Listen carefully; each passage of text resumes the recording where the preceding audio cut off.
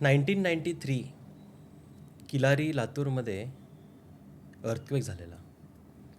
ते आपल्यासाठी एक न्यूजपेपरमध्ये एक हेडलाईन न्यूज असेल, पण ज्ञानेश्वर जो माझ्याबरोबर बसला आहे त्याच्यासाठी ते त्याचा लाईफ चेंजिंग इव्हेंट होता. ज्ञानेश्वरनी आपलं पूर्ण कुटुंब त्याच्यात घालवलं आहे.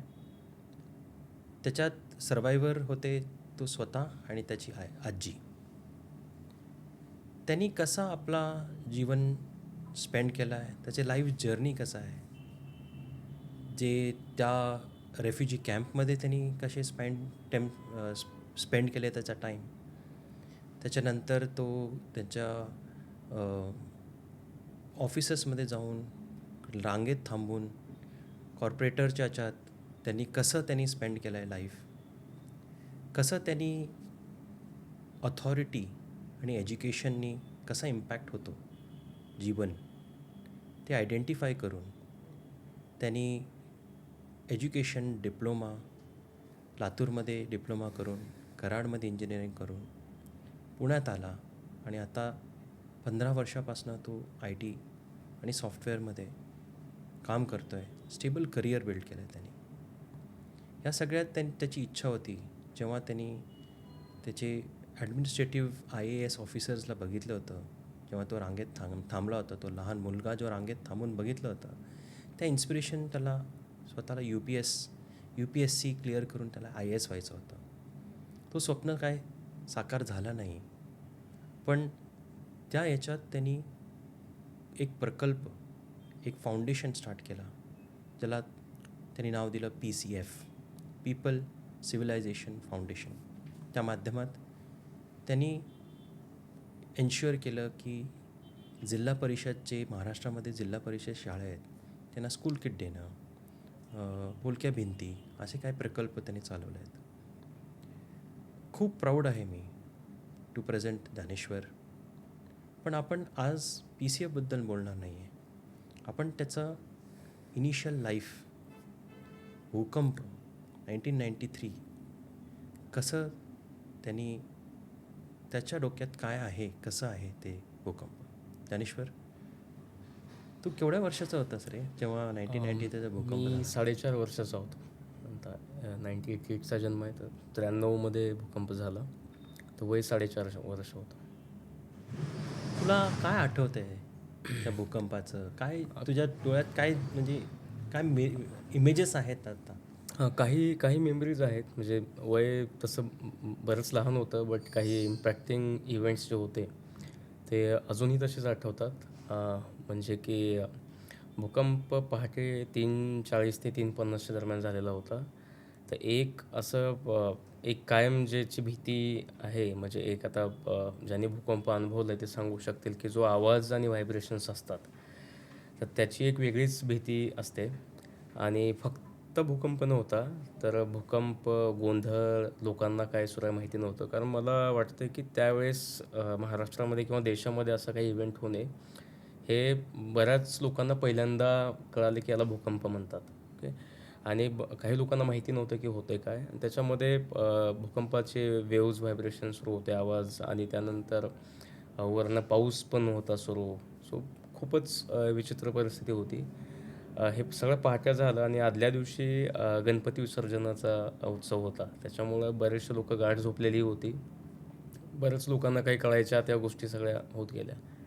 तर इव्हेंट जे इम्पॅक्टेड आहेत तो म्हणजे एक भूकंपाचा अनुभव घेणे, भूकंप होत असताना तिथे असणे आपण ग्राउंडवरती. तो जेव्हा सकाळी हे सगळं दृश्य क्लिअर झालं की दिसायला लागलं की काय परिस्थिती आहे, त्यावेळेस एकच गोंधळ, म्हणजे आरडाओरडा सगळीकडे. घरं कोणाची कुठं आहेत हे दिसत पण नव्हते. हे सगळं शाप झालेलं होतं, कारण सगळी जी घरं आहेत ती पांढरी माती आणि दगडापासून बनवलेली होती. काही छपरं होती अशी, पत्र्याची घरं मोस्टली आहे. त्यामुळं कुणाचं घर कुठं आहे हे शोधायला बराच वेळ गेला. आणि त्यामुळे सुद्धा मला वाटते की बऱ्याच लोकांना जीव गमवावा लागला, कारण जे खाली मातीमध्ये अडकले होते तर त्यांना लोकेट करणं एवढं सोपं नव्हतं.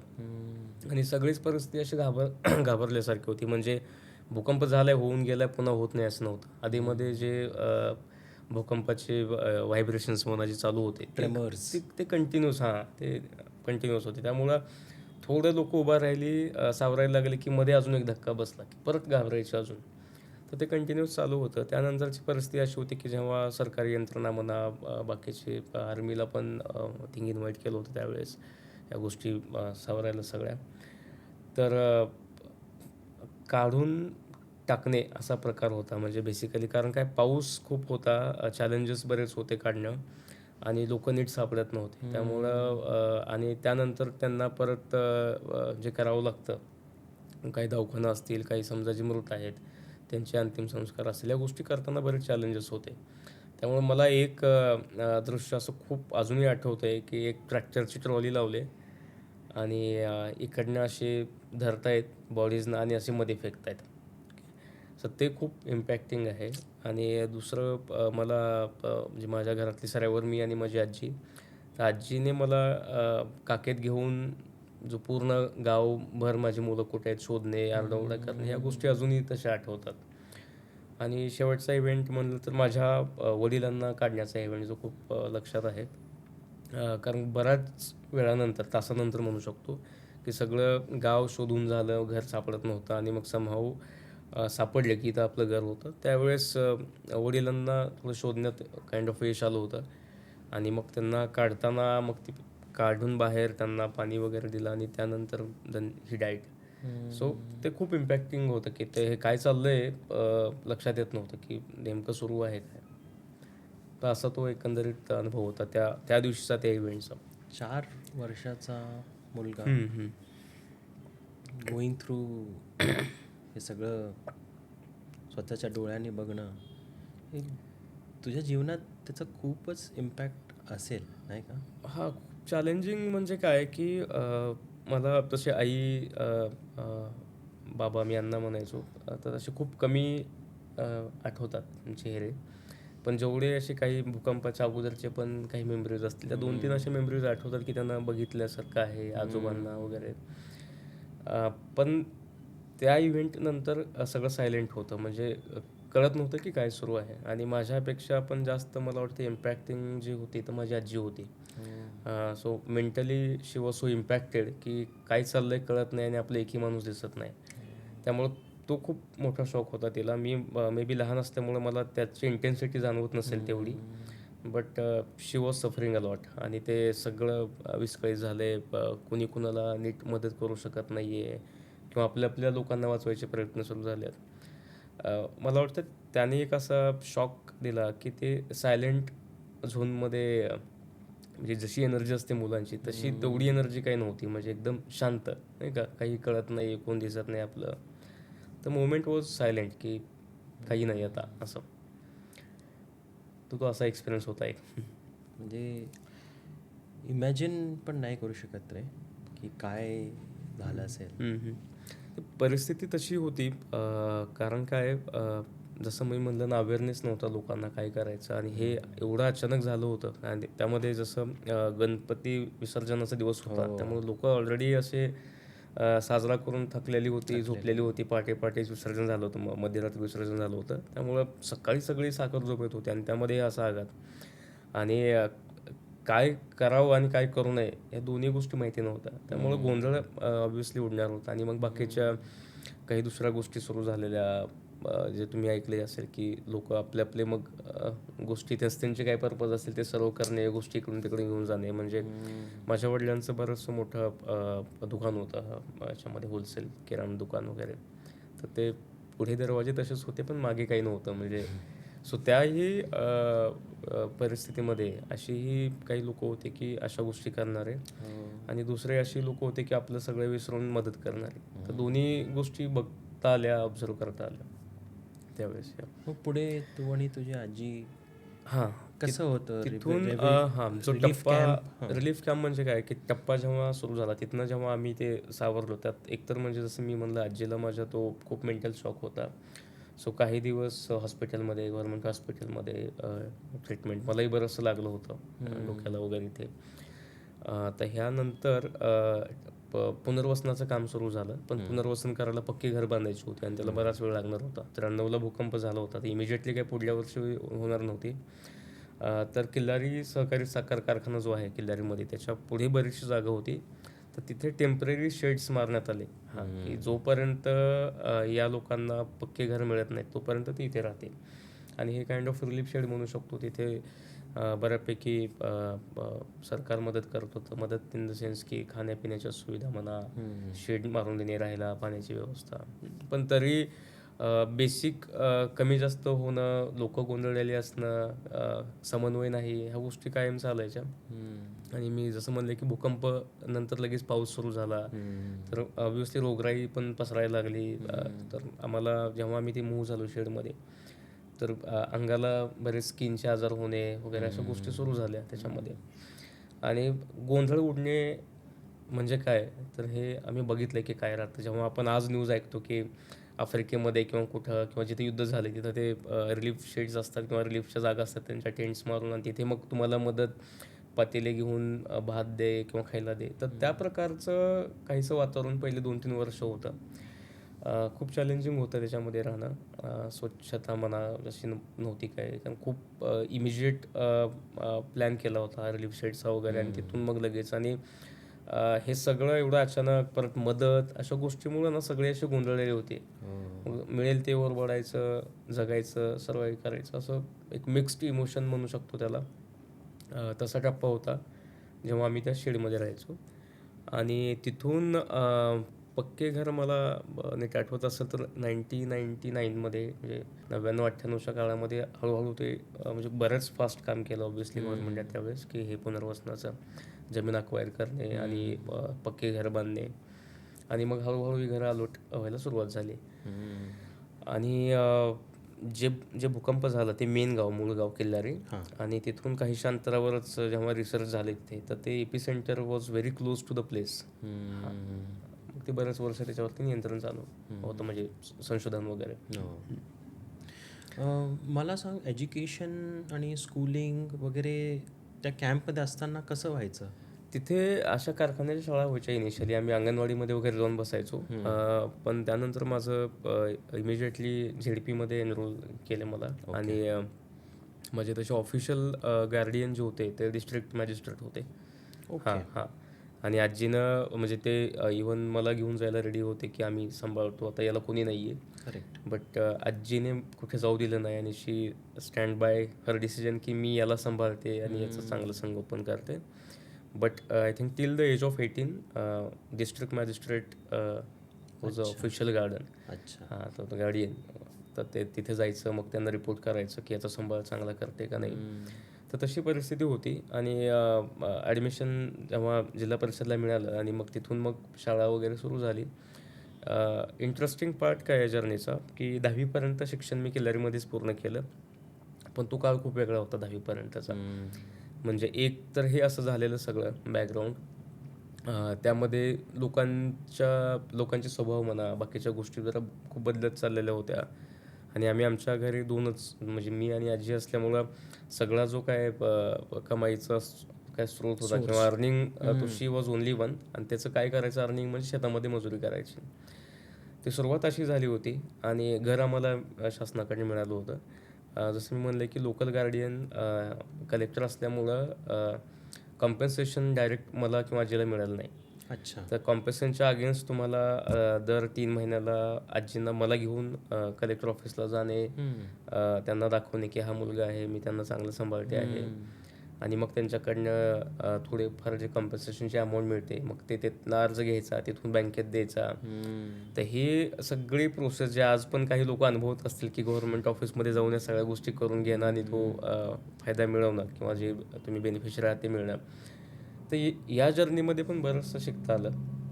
रादर याच्यामध्ये म्हणजे त्यावेळेस अनुभव होते, पण आत्ता आय कॅन टर्म देम की एक्सक्लुजन काय असतं, what is ignorance mean to you. परत तुम्हाला जे इन्फेरिटी असते, तुम्हाला ह्या सगळ्या गोष्टी नसताना तुम्हाला जगायचं असतं.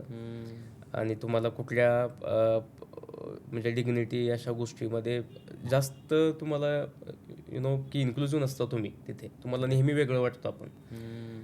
तर तसे काही अनुभव या सिस्टममध्ये काम करताना किंवा जवळून बघताना, कारण फॉर्च्युनेटली म्हणा अनफॉर्च्युनेटली म्हणा, या गोष्टी खूप लवकर बघायला लागल्या. म्हणजे हो. तहसील ऑफिस असतील, डिस्ट्रिक्ट मॅजिस्ट्रेट ऑफिस असेल, बँक असतील, परत साखर कारखान्यामधले काही शेतातले कामं असतील, तर पोस्ट ऑफिस असेल. त्यावेळेस पोस्ट ऑफिसमध्ये बऱ्याचशा गोष्टी चालायच्या बँकेपेक्षा जास्त. तर आजी मला काखेत घेऊन या सगळ्या ज्या गव्हर्नमेंट इन्स्टिट्यूशन आहेत इथे फिरायची. आणि ती निरक्षर आहे, तिलाही माहिती नाही. म्हणजे समजा साधं एक स्लिप भरायचे, पैसे काढायची, तर मग दादा भरून द्या, इकडे मागे लाग, त्याला मागे लाग, ती भरून घेणे देणे. तर याच्यामध्ये जात असताना हे अनुभव जसे आपण म्हणतो की खूप चांगले नव्हते. ओके. कुठे रांगेत थांबलो आपण, तुम्हाला कोणी विचारत नाहीये किंवा तुम्ही आहात म्हणजे तुमचं एक्झिस्टन्स आहे हे लोकाला कळत नाहीये. हां. तर हे होत असताना ना अशा लहान लहान गोष्टी मला वाटतं जास्त मदत झाली शिकायला, समजायला की असंही असतं. आणि जेव्हा आम्ही हे कलेक्टर ऑफिसला जायचो दर 3 महिन्याला, तर आमचा प्रवास कसा असायचा की किल्लारी ते लातूर. सकाळी बसनं जायचं आणि सकाळी 10 वाजता पोहोचायचं. आणि तुम्हाला माहिती आहे की ऑफिसर्स किती वेळेवर येतात वगैरे. तर कधी-कधी आम्हाला दिवस तिथं थांबायला लागायचं. आणि मग त्या दिवशी आली तर आली, नाही तर नाही. मग परत दुसऱ्या दिवशी त्यांचे पिऊन्स वगैरे सांगायचे मला, "आजी आज नाही येणार, तुम्ही उद्या या पोराला घेऊन." तर हे तो जो महिना असायचा, त्या महिन्यामध्ये एका आठवड्यामध्ये आमच्या या वाऱ्या चालू असायच्या. आणि समजा कधी मिळाले तर दिवसभर सकाळी उपाशी. म्हणजे असं व्हायचं की आता 12 वाजले, साहेब अजून नाही आले, काही खाऊन यायचं का? नाही नाही नको, साहेब आले तर परत लगेच जातील. तर दिवस उपाशी थांबायचं तिथे त्यांच्या त्या केबिनच्या दरवाजापुढे. आणि मग कधी भेटली ती साईन, फक्त एक साईन घ्यायची असायची एका अर्जावरती. तर ते सिस्टीम जशी हालायची की कलेक्टर साहेब आले आणि मग सगळं ऑफिस जागं झाले आणि नाही का जागेवर सगळे पळतायत वगैरे, सर आले म्हणून. त्यांना हे अनुभव दर 3 महिन्याला आम्ही घ्यायचो. तर त्यानंतर काय झालं की एक गोष्ट जसं लक्षात आली की हे असं का होतं यांच्यासोबत आणि आपल्यासोबत का नाही होत. म्हणजे त्यांचं असणं हे दिसतं आणि आपलं असणं हे दिसत नाही, की दोन्ही व्यक्तीचं आहेत. तर त्याच्यामध्ये एक जाणीव झाली ना की ते कलेक्टर आहेत आणि ते शिकून मोठे झालेत आणि कुठले तर अधिकारी आहेत एवढे, म्हणून त्यांना हे सगळं मिळतं. आणि या गोष्टी सगळ्या म्हणजे त्यांची गाडी, फक्त त्यांची गाडी येत नाही, त्यांच्या गाडीच्या पुढे 2 गाड्या असतात, मागे 2 गाड्या असतात, ते येतात. तो सगळा ऑरा ते खूप छान वाटायचं ते बघायला. अथॉरिटी. हां, अथॉरिटी म्हणा की तुम्ही आहे ते समजतं. हां, म्हणजे तो एक्झिस्टन्स कळतो लोकांना. तर मध्ये एक लक्षात आलं की आपण जर शिकलो चांगलं तर काहीतरी असं करता येईल आपल्याला. आणि तेव्हा लोकं विचारतील. म्हणजे आत्ता जर ही परिस्थिती वेगळी नाही आहे. आपल्या समाजामध्ये समजा काही असे घटक असतील जे दुर्लक्षित आहेत, पण जे सुशिक्षित नाही आहेत, शिक्षण घेत नाहीत. आजही त्यांचं अस्तित्व आपलं कळत नाही ते आहेत म्हणून. पण समजा तिथलाच एखादा मुलगा शिकला, पुढे डॉक्टर झाला, इंजिनियर झाला किंवा काही IAS झाला, तर ते लगेच हायलाईट होतं. That became a news. तर त्याच्यामुळं ती पूर्ण फॅमिली, ते गाव इन्स्पायर होतं किंवा तो प्रवास करावा लागतो हे दिसण्यासाठी. सो मला वाटतं की this is unfortunate but reality आहे की ते केल्याशिवाय दिसत नाही. ओके. तर एज्युकेशन इज अ वेपन किंवा education can make that change. तर हे त्या सिस्टीममध्ये फिरत असताना पोस्ट ऑफिस, कलेक्टर ऑफिस, तहसील ऑफिस, साखर कारखाना, कोर्टमध्ये जावं लागायचं आम्हाला, कोर्टामध्ये वगैरे, ह्या सगळ्या प्रवासामध्ये ते समजलं की हे जर शिकलं आपण तर आपण आहोत हे सिस्टीमला समजतं. Very deep. हां, तर पहिला जो 10वी पर्यंतचा प्रवास आहे तो आणि परत डिप्लोमा हा खूप ऑब्झर्वेशन आणि exposure to different situation where you are ignored. आणि ऑब्वियसली लोकं सगळी अशी नव्हती, तुम्हाला खूप मदत पण करायची, पण ते एक सिम्पॅथी ज्याला म्हणतो आपण. तर सिम्पॅथेटिक बिहेवियर असल्यामुळं माहीत नाही, मला आत्ताही ते नको वाटतं ते फिलिंग की आपल्याबद्दल कुणाला सिम्पॅथी असावी. करेक्ट. तर त्यावेळेस पण हे असं की मी असा आहे किंवा असं झालंय म्हणून हे असे वागतायत हे मला नको वाटायचं. Rather people should love because of the capability, की आपण आहोत हेच इम्पॉर्टंट आहे, की अरे असं झालंय म्हणून नाही का हा असा आहे. तर ते कुठंतरी आतमध्ये खूप टोचायचं असं म्हणू शकतो. तर हा माझा टप्पा होता पुनर्वसन झाल्यापासनं 10वीपर्यंत गावामध्ये. आणि या एक्सपिरियन्सेसमुळं अभ्यास करण्याची सवय म्हणा, सकाळी उठणं, आजीला मदत करणं. माझी आजी माझा डिप्लोमा होईपर्यंत द्राक्ष बागेमध्ये कामाला जायची. तर तेव्हा पगार 30-35 रुपये पर डे होता. सकाळी 7 ते संध्याकाळी 5पर्यंत काम करायची. आणि असं आम्ही पैसे साठवायचो, शेतातलं काही थोडं खायचं प्यायचं निघायचं, त्याच्यावरती चालायचं. आणि आजीला मदत म्हणून आमच्या घरी 1-2 म्हशी होत्या. मग सकाळी म्हशी घेऊन जाणं, दूध काढायला मदत करणं, आवरणं. आजी जेव्हा मी घरी शाळा 4 वाजता सुटली की लवकर घरी पोहोचायचो. बरोबर.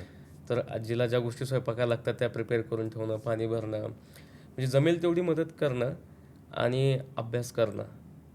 की अभ्यास करायचा आणि डोक्यात असं होतं की स्ट्रॉंग मोटिव्ह काहीतरी होता ना. की आपलं अस्तित्व कळायला पाहिजे की आपण आहोत. येस. आणि मग कधी आई दुकानात पाठवायची सामान घ्यायला वगैरे, तर मला ते कलेक्टर म्हणायचे ना, तर मला ते समजायचं नाही की कलेक्टरच व्हायचं आहे. पण UPSC त्या वयात कळणं कळलं ना. ऑब्व्हियसली पॉसिबल नव्हतं. हो.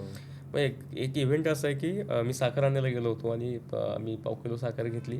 त्याला जो पेपर गुंडाळा होता ना, त्याच्यामध्ये MPSCची ॲड होती. आणि त्याच्यामध्ये ना ते मराठीत तेव्हा MPSCच्या ॲड यायचं, लोकमतला वगैरे.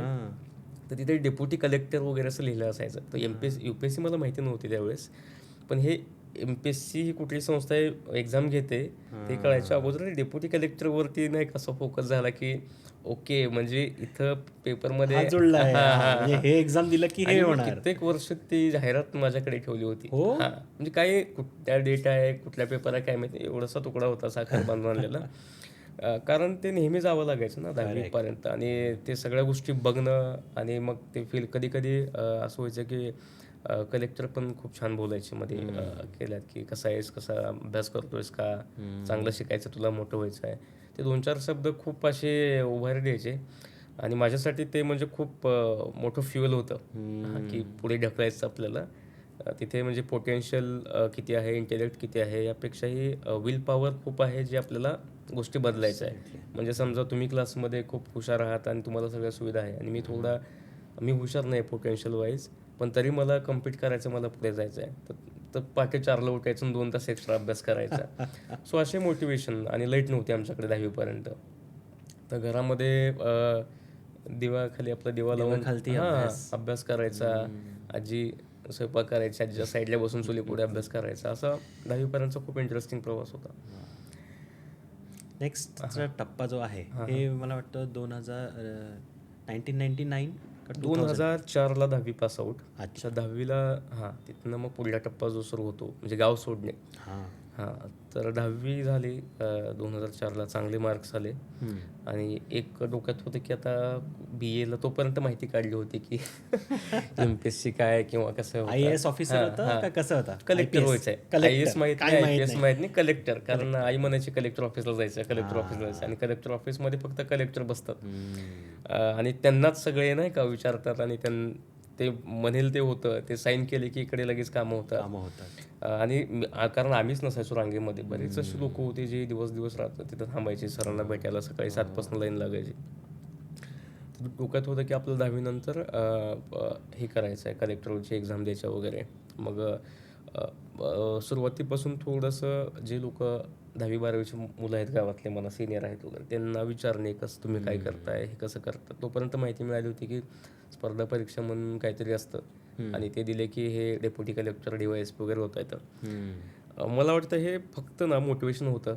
म्हणजे हे जसं म्हटलं की एक फ्युअल होतं की ह्या सगळ्या ऑड जे होते तिथनं बाहेर पडण्यासाठी जो तुम्हाला फोर्स लागतो ना, करेक्ट, ते किती मॅच्युअर ड्रीम होतं, प्रॅक्टिकल होतं त्यावेळेस मला माहिती नाही. But definitely that was a main source of fuel, motivator. कारण ते पुढे त्याच्याशिवाय गाडी जाणारच नव्हती. कारण ह्या सगळ्या एवढे ऑर्ड्स होते, त्याच्यामध्ये पहाटे 4ला उठून चिमणी लावून त्याच्या खाली बसायचं म्हणजे ते डोळ्यापुढे आल्याशिवाय होणारच नाही तुम्हाला.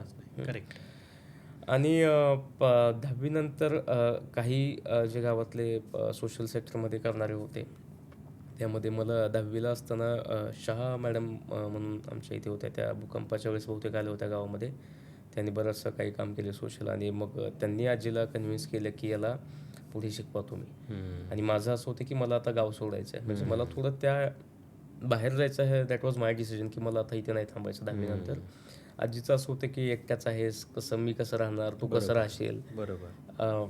आणि बाहेर काहीच माहीत ना, कोणी नाही आहे. म्हणजे कोणाला विचारून कोणाला बघून जाणार. समजा लातूरला जायचं आहे तर कोण आहे लातूरमध्ये, आणि शिकलेलं तसं कोण नाही नेटवर्कमध्ये की ज्याला विचारायचं की बाबा 11वी-12वीला कशामध्ये ॲडमिशन घ्यायचं आहे. पण ते थोडा लोकलला ह्या गोष्टी डिस्कशन होत गेल्या. काही लोकांनी म्हणले की उमरगा म्हणून एक आहे आमच्या इथून गॅलरीपासून जवळ, तिथे घे ॲडमिशन, कुणी लातूरला.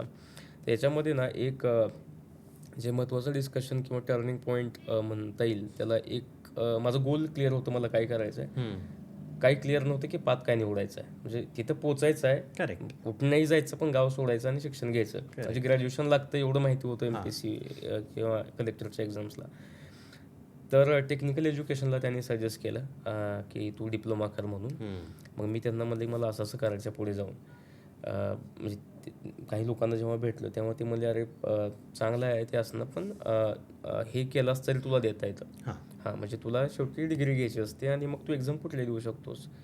मग इमिजिएटली मी रेडी झालो. म्हणजे मला तो काही नव्हतं, म्हणजे आवड वगैरे असं म्हणाल किंवा खूप पॅशन होतं की सायन्स करायचं आहे किंवा इंजिनिअरिंग, डॉक्टर, हे डोक्यात पण शिवलं पण नव्हतं त्यावेळेस. कारण हे खूप वेगळ्या बॅकग्राऊंडमधनं सुरू झालेलं होतं. तर देन जी शेवटची सीट मिळाली ती इन्फॉर्मेशन टेक्नॉलॉजीमध्ये, एक गव्हर्मेंट पॉलिटेक्निकला नंबर लागला, मिळाला, एक गेलो होतो, ॲडमिशन वगैरे करून आलो. ग्रेट. हे कुठे होतं? लातूरला पुरणमल्ला होती पॉलिटेक्निक लातूरमध्ये झालं. आणि फीस गव्हर्नमेंटची कमी होती, but still it was challenging. कारण राहायचा एक्सपिरियन्स होता, खायचा एक्सपिरियन्स होता.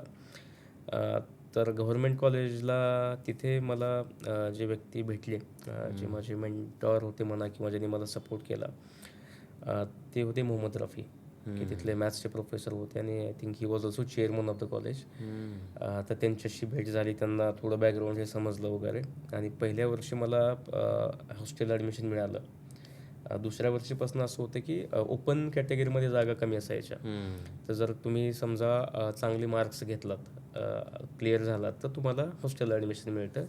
हॉस्टेलची फीस असते फक्त ₹500 पर ॲनम, राहायची फीस, आणि बाहेर तुम्ही मेस लावू शकता. असं झालं. आणि मग देन आय डिसाइडेड की आजी मला हे सगळं करून पैसे पाठवायचे, तर मी तिथे कॉलेजच्याच लायब्ररीमध्ये पार्ट टाइम जॉब सुरू केला त्यांच्या मदतीनं. आणि मग मला डिप्लोमा करत तू लायब्ररीमध्ये. म्हणजे मी पॅटर्न असा केला की आपण थोडं थोडं आईला मदत करत, किंवा जे माझा खर्च आहे, समजा एक्झाम फीस असेल ₹400-500, ₹200 जी काय असेल ती आपणच करायची. आणि मेजर जो खर्च असतो कॉलेजचा, मला आठवते काय तर 2,500 वगैरे फीस होती त्यावेळेस पर ॲनम, आणि हॉस्टेलची 500, आणि बाकी दर महिन्याला ₹500 मेसला लागायचे. आणि एक्झाम्स आले आपल्या तिमाही वगैरे, तर त्यावेळेस ते जे पैसे काही लागतात तर ते आपण तयार करता येतील का बघायचं. आणि त्यामुळे काय झालं, हे मोठं जे लोक होते अशी, त्यांच्यासोबत बोलण्यात मला शिकण्यात आलं, खूप बघण्यात आलं त्यांना जवळनं कसे काम करतात वगैरे. तर जो कोणी भेटला, तर आजच्या टर्म्समध्ये म्हणू शकतो की तो एक मेंटरसारखं भेटला त्या त्या ह्याच्यामध्ये. आणि मग तो प्रवास तसा सुरू झाला.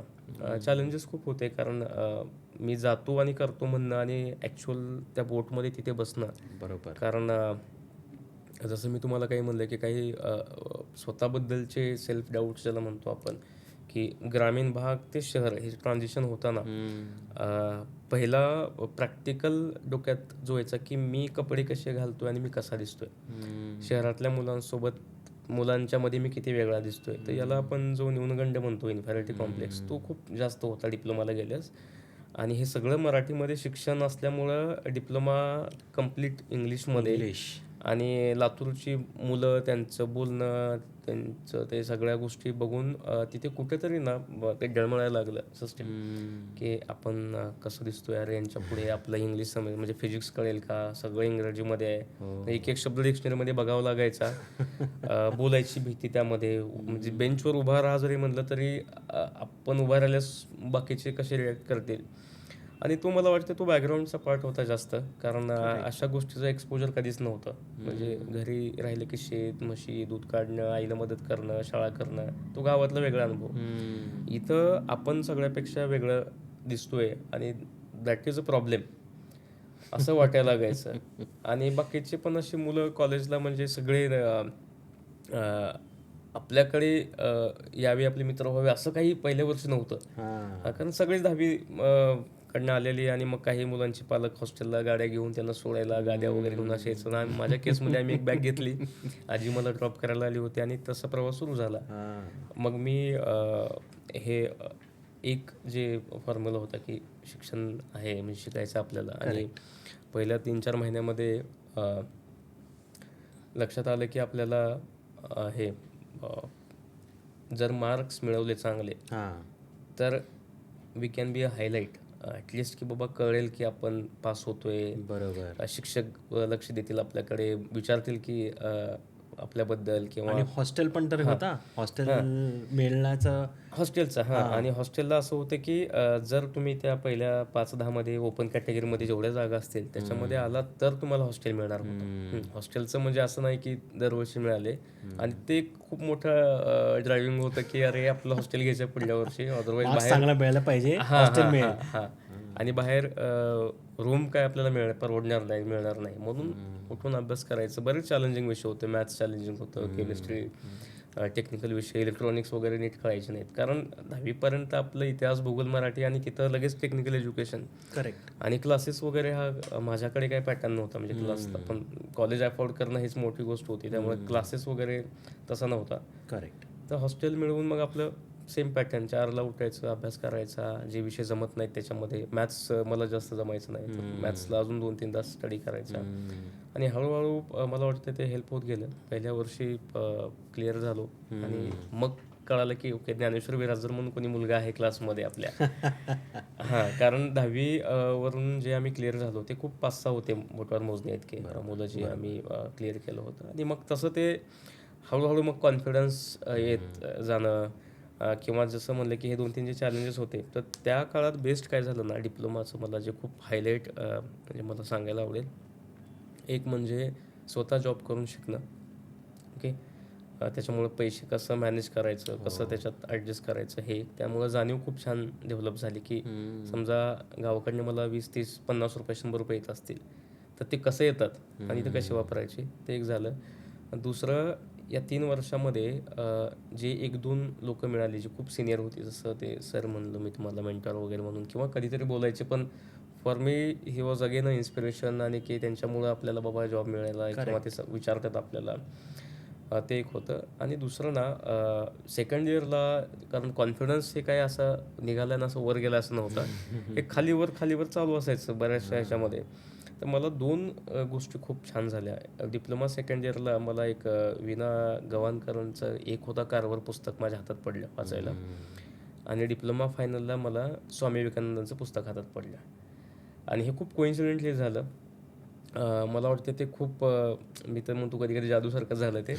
कारण एक्झॅक्ट जे चॅलेंजेस फेस करत होतो पर्सनल लेवलला मी, सेल्फ डाऊट्स असेल किंवा बाकीच्या गोष्टी असतील बऱ्याचशा आउट ऑफ स्टडी वगैरे, ते मला एक होता कारवनमधनं ना ती प्रेरणा मिळाली की सगळ्यांनाच खूप छान बोलता येतं, इंग्रजीच यायला पाहिजे असं नाही आहे. म्हणजे तुमचं पोटेन्शियल आणि तुमचं लँग्वेज ह्या 2 गोष्टी वेगळ्या आहेत. त्या पुस्तकातनं कळल्या. कारण जे कारवर होते ते खूप ग्रेट सायंटिस्ट होते, वनस्पती तज्ज्ञ वगैरे, पण त्यांना हे चॅलेंजेसमध्ये इनिशियल लेवलला जावं लागलं. तर ते कुठंतरी नाही का अलाईन करून घ्यायचं, ओके त्यांना प्रॉब्लेम आहे तर आपण पण त्याच याच्यामध्ये आहोत, पण मग कुठंतरी सेल्फ मोटिवेशन ज्याला म्हणतो ते करत राहायचं. करेक्ट. आणि विवेकानंदांचं जे होतं ते फायनल इयरला आम्ही जरा फिरायला वगैरे लागलो लातूरमध्ये. तर तुम्ही पण बघितलं असेल कधी कधी ते असे ब्रोशर यायचे भिंतीवर चिकटावायचे, त्याला मोटिवेशनल कोट्स म्हणतो आपण. त्याच्यामध्ये ते arise awake and stop not till the goal is reached, right. तर ते बॅनर घेऊन मी आपल्या हॉस्टेलच्या रूममध्ये खरं चिपकवायचो. आणि मग जाऊन पुस्तक वगैरे घ्यायचं, वाचायचं. म्हणजे हिरोईनच्या पोस्टरच्या ऐवजी तू विवेकानंदचे पोस्टर्स ठेवायचा तुझ्या हॉस्टेलच्या ह्याच्यात. तेव्हा काय बघणारं पण कोणी नव्हतं आपल्याकडे. तर ते तसं झालं. आणि मग तिथून एक क्युरियासिटी तयार झाली की आपल्याला त्यांच्याबद्दल माहिती काढायची. बरोबर. आणि मग ते इंग्लिशचं त्यांचं शिकागोमधलं स्पीच वगैरे मिळालं. बात. आणि मग इंग्लिशवर जी गोडी म्हणतो की इंग्लिश शिकल्यामुळं जे काय होतं ते मला वाटतं डिप्लोमाच्या इयर एंडपर्यंत छान सुरुवात झाली. Right from relief camp till end of diploma हा जो पिरियड आहे, हा up and downs, personal emotional traumas, challenges, inferiority complex म्हणा, लँग्वेज बॅरियर्स, इग्नोरन्स, समटाईम्स कधी कधी इन्सल्ट मूडमध्ये पण अशा गोष्टी व्हायच्या बऱ्याच ठिकाणी. ह्या सगळ्या जरी खूप वेगळ्या वाटत असल्या आत्ता, म्हणजे मला असं वाटतं जेव्हा मागे फिरून बघतो, सो जेव्हा मी कुणाला असं बोललो किंवा सांगितलं वाटतं की अरे किती वेगळा प्रवास होता, अवघड होता. पण मला वाटतं ना that was making of life. म्हणजे जिथनं डिस्ट्रॅक्शन काही झाले नाहीत आणि it was completely necessary in that situation, की त्याच्यामुळं हा आपल्याला एक पाया बनवता आला. कारण ह्याला दोन ह्यानं बघू शकतो की अरे किती वाईट झालं, किती अवघड प्रवास होता, Correct. कोणी नव्हतं. तर मला वाटतं ना it is always a blessing in disguise. तर जे कोट म्हणतात किंवा आहे, पण ते अनुभवणं जे काय असतं ना, ते मला होतं की लोक मिळणं, पुस्तकं त्या योग्य वेळेत ते हातात येणं, या सिच्युएशनमधनं either you can take it positive और निगेटिव्ह. पण आपण पॉझिटिव्ह प्रवाहात राहणं कायम, की ठीक आहे हे झालं असेल तरी आपल्याला चेंज करायचं आहे. तर मला वाटतं म्हणून मी याला जास्त मेकिंग ऑफ लाईफ म्हणतो रादर दॅन हां की खूप पण एक अवघड गोष्ट असं आहे, हां असं ते प्रॉव्हर्ब आहे ना, हां 1% इन्स्पिरेशन आणि 99% पर्स्पिरेशन. या म्हणजे ते आपण तो पर्स्पायर करावाच लागतो. लागतो. येस. तो इन्स्पिरेशन असतो, पण त्याच्यात बघणं आणि त्याच्यातनं इन्स्पिरेशन घेणं आणि ते 99% त्याच्यात घालणं is also very very important. तर ते तू छान पद्धतीने मांडलं आहेस. येस. त्याला म्हणजे काय ते झालं असंही छान की मागे म्हणजे अ, कधी समजा विषय क्लिअर झाले तर डोक्यात हवा न जाऊन देणे. कारण diploma was not a goal actually, this was one of the milestone to reach somewhere. बरोबर. असं डोक्यात होतं. एक जो मोठा गोल होता तो नाहीतर ते achieve लगेच करायचा होता. कॉलेज वातावरण तसं सुरू झालं होतं. डिप्लोमा बरोबर. सेकंड इयर, अरे चला इकडे जाऊ तिकडे जाऊ. पण मागे थ्रेड असा होता की आजी. तर मलाही आठवते अजून की फायनल इयर माझा डिप्लोमा होईपर्यंत ते द्राक्षच्या बागेमध्ये काम करायचे. आणि वय खूप होतं आजीचं, आणि स्टूलवर चढणं, मग समजा द्राक्षाच्या बागेमध्ये थिनिंगचे कामं असतात ते कामं करणं, परत स्टूलवरनं खाली उतरणं, तो स्टूल पुढल्या झाडापाशी नेऊन ठेवणं, मग तिथं उभं राहणं, मग ते थिनिंग करणं तो झाड. तर हे या गोष्टी नेहमी फ्लॅश होत राहायच्या. त्यामुळं मजा वगैरे मला वाटते करता नाही आली जास्त कधी, कारण ह्या सगळ्या गोष्टींचं खूप ऑप्शन कधी डोक्यात आलंच नाही. आणि मग मी पण जॉबमध्ये लायब्ररी म्हणा मिळेल तिथे थोडं मदत, आणि आयडिया अशी नव्हती की पैसेच मिळावे त्या ह्याच्यातनं. असं होतं की काहीतरी शिकायला मिळावं, चार लोकांना कनेक्ट व्हावं, कारण लोकच नव्हते सिस्टीममध्ये. त्यामुळे लोक जोडणे हा एक अनसेड गोल होता, जो एक्सप्लिसिट नव्हता की लोक आपल्या ह्याच्यामध्ये जोडत गेली पाहिजे. बरोबर. कारण ती लोकच नव्हती, कारण आमची 8-9 जणांची फॅमिली होती. त्यातले मी आणि आई, माझी आजी, म्हणजे आजीला आई म्हणतो मी, हां. तर आम्ही दोघंच आणि एक माझी आत्या, असं आम्ही एवढंच परिवार होतो. तर त्यामुळं आपल्या सर्कलमध्ये लोक असणं आणि ती लोक आपल्यावर प्रेम करावी, हां, आणि आपण ते जे नातं आहे ते डेव्हलप करावं, हे कायम असायचं. त्यामुळं तो मला वाटतं ना खूप खूप छान पिरियड होता. नाईस. काय छान पद्धतीने मांडलायस रे तू. मग लातूर नंतर डिप्लोमा, 3 वर्षाचा डिप्लोमा असेल. कधी हो. संपला डिप्लोमा? माझा 2007ला डिप्लोमा झाला. 7ला. आणि मग next त्यानंतर काय होतं परत सेम की आता MPSC एक्झाम करायचं आहे आपल्याला, आणि आपण BEची फीस त्यावेळेस पण बरीच होती, आणि प्रायव्हेट कॉलेजेसला जास्त असल्यामुळे माझं BE करण्याबद्दल काय जास्त हे नव्हतं, म्हणजे प्लॅन नव्हता, इन्क्लिनेशन नव्हतं की BE करायचं आपल्याला म्हणून. तर मी जरा उलट खूपच वेगळा विचार केला होता की आता कुठेतरी मुक्त विद्यापीठाला BAला ॲडमिशन घ्यावं, आणि आपलं हे झालं की एक्झाम तयारी करावी, MPSCची तयारी करायची. मला वाटतं या डिसिजनमध्ये एक जो टर्न आला किंवा ट्विस्ट म्हणू शकतो, तेव्हा मी हे सेम जेव्हा मी सरांना बोललो, एक दोघांना बोललो जे जवळचे होते त्यांना, तर ते म्हणले की अरे माझं डिप्लोमाच्या फायनलला सिलेक्शन झालं होतं एका कंपनीमध्ये, पुण्यातल्या सॉफ्टवेअर कंपनीमध्ये कॅम्पसमधून. अच्छा. हां. तर ते असं होतं की तुला जरी वाटत नसेल की तू या फील्डमध्ये खूप पॅशनेट नाहीस, करणार नाहीस, तर सिलेक्शन झाले, जॉब पण करू शकतोस, तुझं मुक्त विद्यापीठ पण करू शकतोस, पण त्याही पलीकडे आम्हाला असं वाटतंय तू एकदा BEला फॉर्म भरावा वाव. आणि BE करावंस, आणि BE केल्यानंतर पण तुला एक्झाम देता येते आणि तुझं टेक्निकल एज्युकेशन पण पूर्ण होईल. मग मला ते जे आमचं काय डिस्कशन झालं, सो आय वॉज कन्व्हिन्स्ड की करायचं आहे. पण कंडिशन अशी होती की जर प्रायव्हेट कॉलेजला लागला नंबर बीईचा तर मी बीई करणार नाही, मी मुक्त विद्यापीठाला जाईल. गव्हर्नमेंटला लागला तर बीई करेल. So it was clear decision.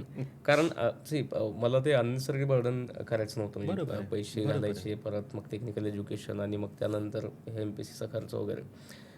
तर लकीली माझा नंबर गव्हर्नमेंट कॉलेजला लागला. ब्युटिफुल. आणि मी कराड गव्हर्नमेंटला 2007च्या दरम्यान, 7-8च्या दरम्यान माझं ॲडमिशन झालं तिथे. आणि ते गव्हर्नमेंट कॉलेज असल्यामुळं बऱ्यापैकी खूप रिप्लिका असेल डिप्लोमा कॉलेज जे आमचं होतं सेम. आणि आम्हाला डायरेक्ट सेकंड इयरला ॲडमिशन मिळालं. आणि तिथे इकडले जे काही लोक होते त्यांचे काही तिथे मित्र चांगल्या म्हणजे याच्यामध्ये होते. त्यांना सांगितले की असं विद्यार्थी आम्ही पाठवतो, टीचर्स, प्रोफेसर्स. तर तिथे गेल्यानंतर गेल्या कारण आमचं ॲडमिशन डिप्लोमाच्या मुलांचं लेट होतं, ऑगस्ट सप्टेंबरमध्ये. तोपर्यंत ऑलरेडी ते सेमिस्टर सुरू झालेलं होतं.